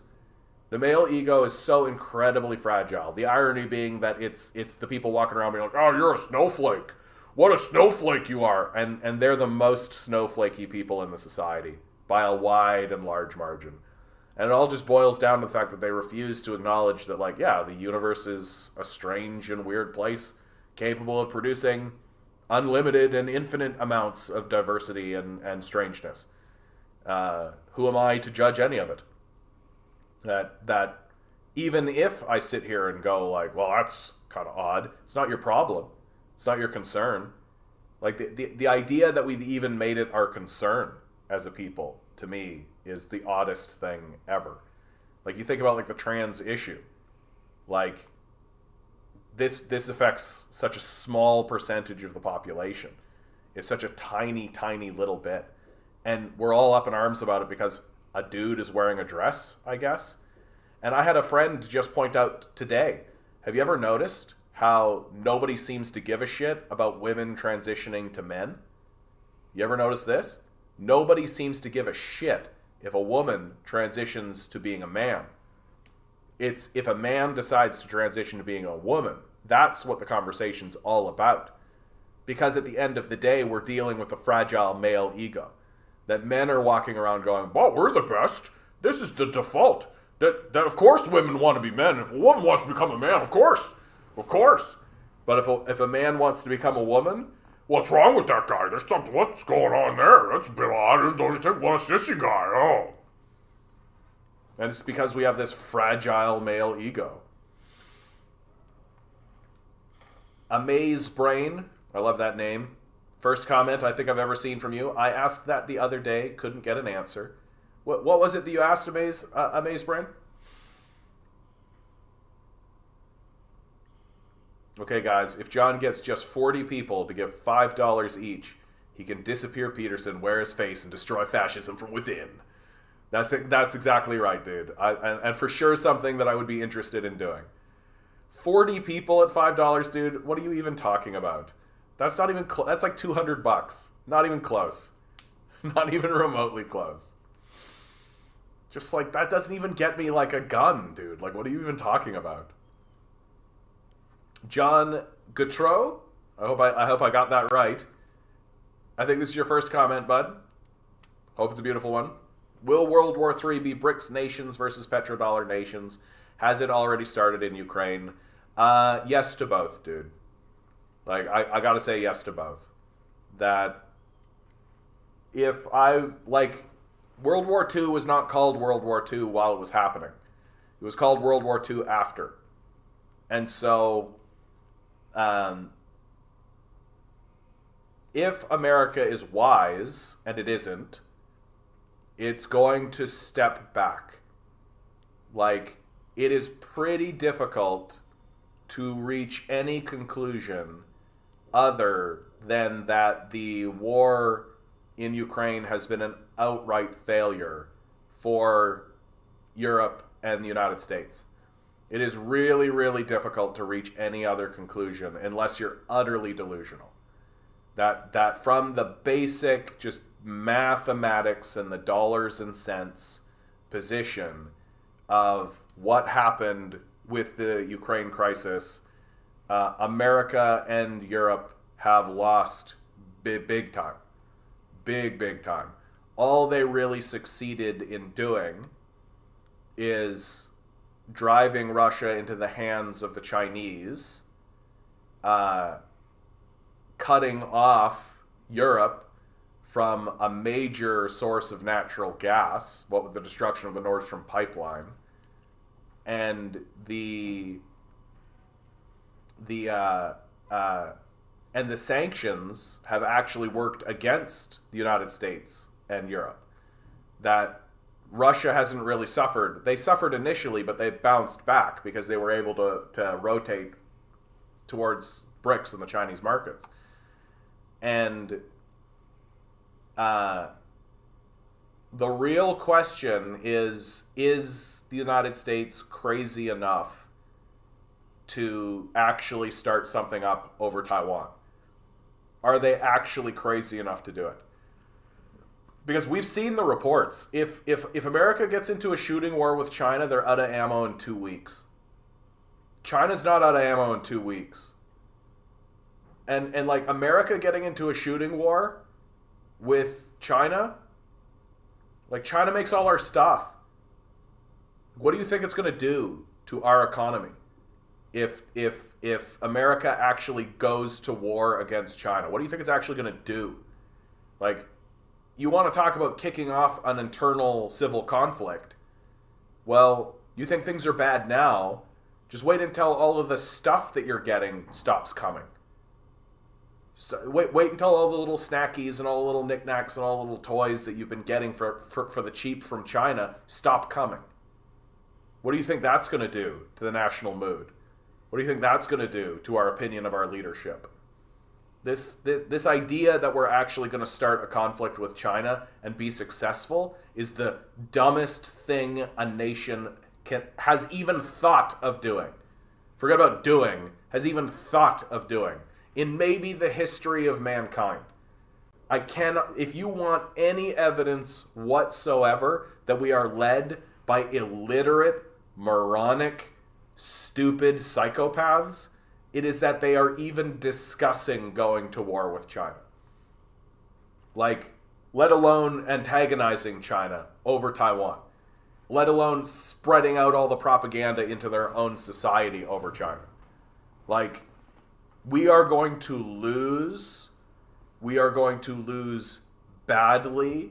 It will be very swift because China is prepared for war, is preparing its citizens for war, understands what capitalism is, understands who they're dealing with, and understands what needs to be done in order to fight an existential conflict against a well-known psychopathic Nazi horde. We, on the other hand, can't fill our recruitment ranks. 77% of citizens are not eligible for military service because they're so poisoned, fat, and mentally disabled, and illiterate and stupid. We don't have enough ammo. We don't have enough weaponry. If we actually started a conflict with China, they would eat our lunch. And the idea that we would start bombing their cities and they wouldn't bomb us back is so patently fucking ridiculous that only a nation of absolute crazed, idiotic lunatics would say so. America needs to step down. It needs to step down and recognize that it cannot win a shooting war. That it will blow up some shit and it will cause a lot of devastation, as it's always done. But it's not walking into fucking Afghanistan. It's not fighting against Soviet-era tanks. It's not walking into a nation that doesn't have an air force or a navy or a standing army. It's not bullying around some little kid on the court. It's gonna walk up to a monster, to a fucking dragon that so far has been sitting there going, hey, do you want to trade some gold? I've got jewels and shit if you'd like to do some trading with the dragon. And we're going to walk over there and do what to the dragon? We're going to try to throw some shit at the dragon, and the dragon's going to burn us down. It's going to burn us apart.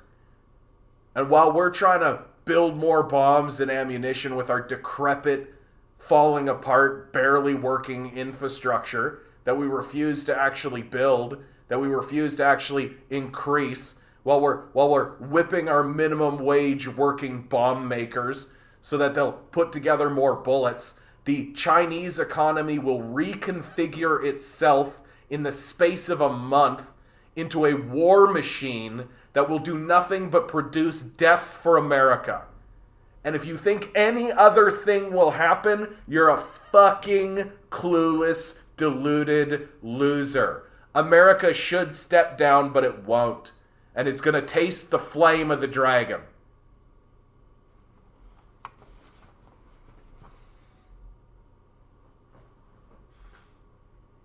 Bruh.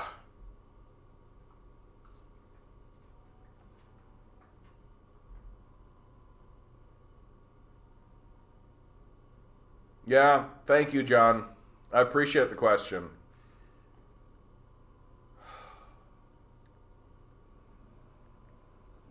Come on, Ligand disease. Come on, give me a break. Ligand disease says, flood you to death. Chinese dragons were originally water creatures, like the Naga in Hindu mythology. You're probably right, bud. That sounds right. And it makes more sense. I think the fire dragon, the fire dragon shit comes out of Europe for sure. Europe for sure. Yeah, taste the flame of the dragon. Vote John 2024. Careful throwing those words around, buddy. Yeah, don't want to get banned around here. Well, guys, this will be the outro. Please like, share, subscribe. If you've got $1 in your pocket, think about donating it to my Patreon. It's in the description. Thank you so much for my Patreons. Thank you so much to everybody who is supporting and donating. I appreciate each and every one of you.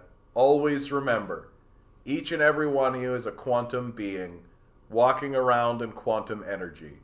These billionaires are spending hundreds of billions of dollars in the hopes you'll never realize it. You'll just stay the good little commodity they need you to be. Rebel. Revolt. Repent. Good luck. We're gonna need it. Bye-bye, TikTok.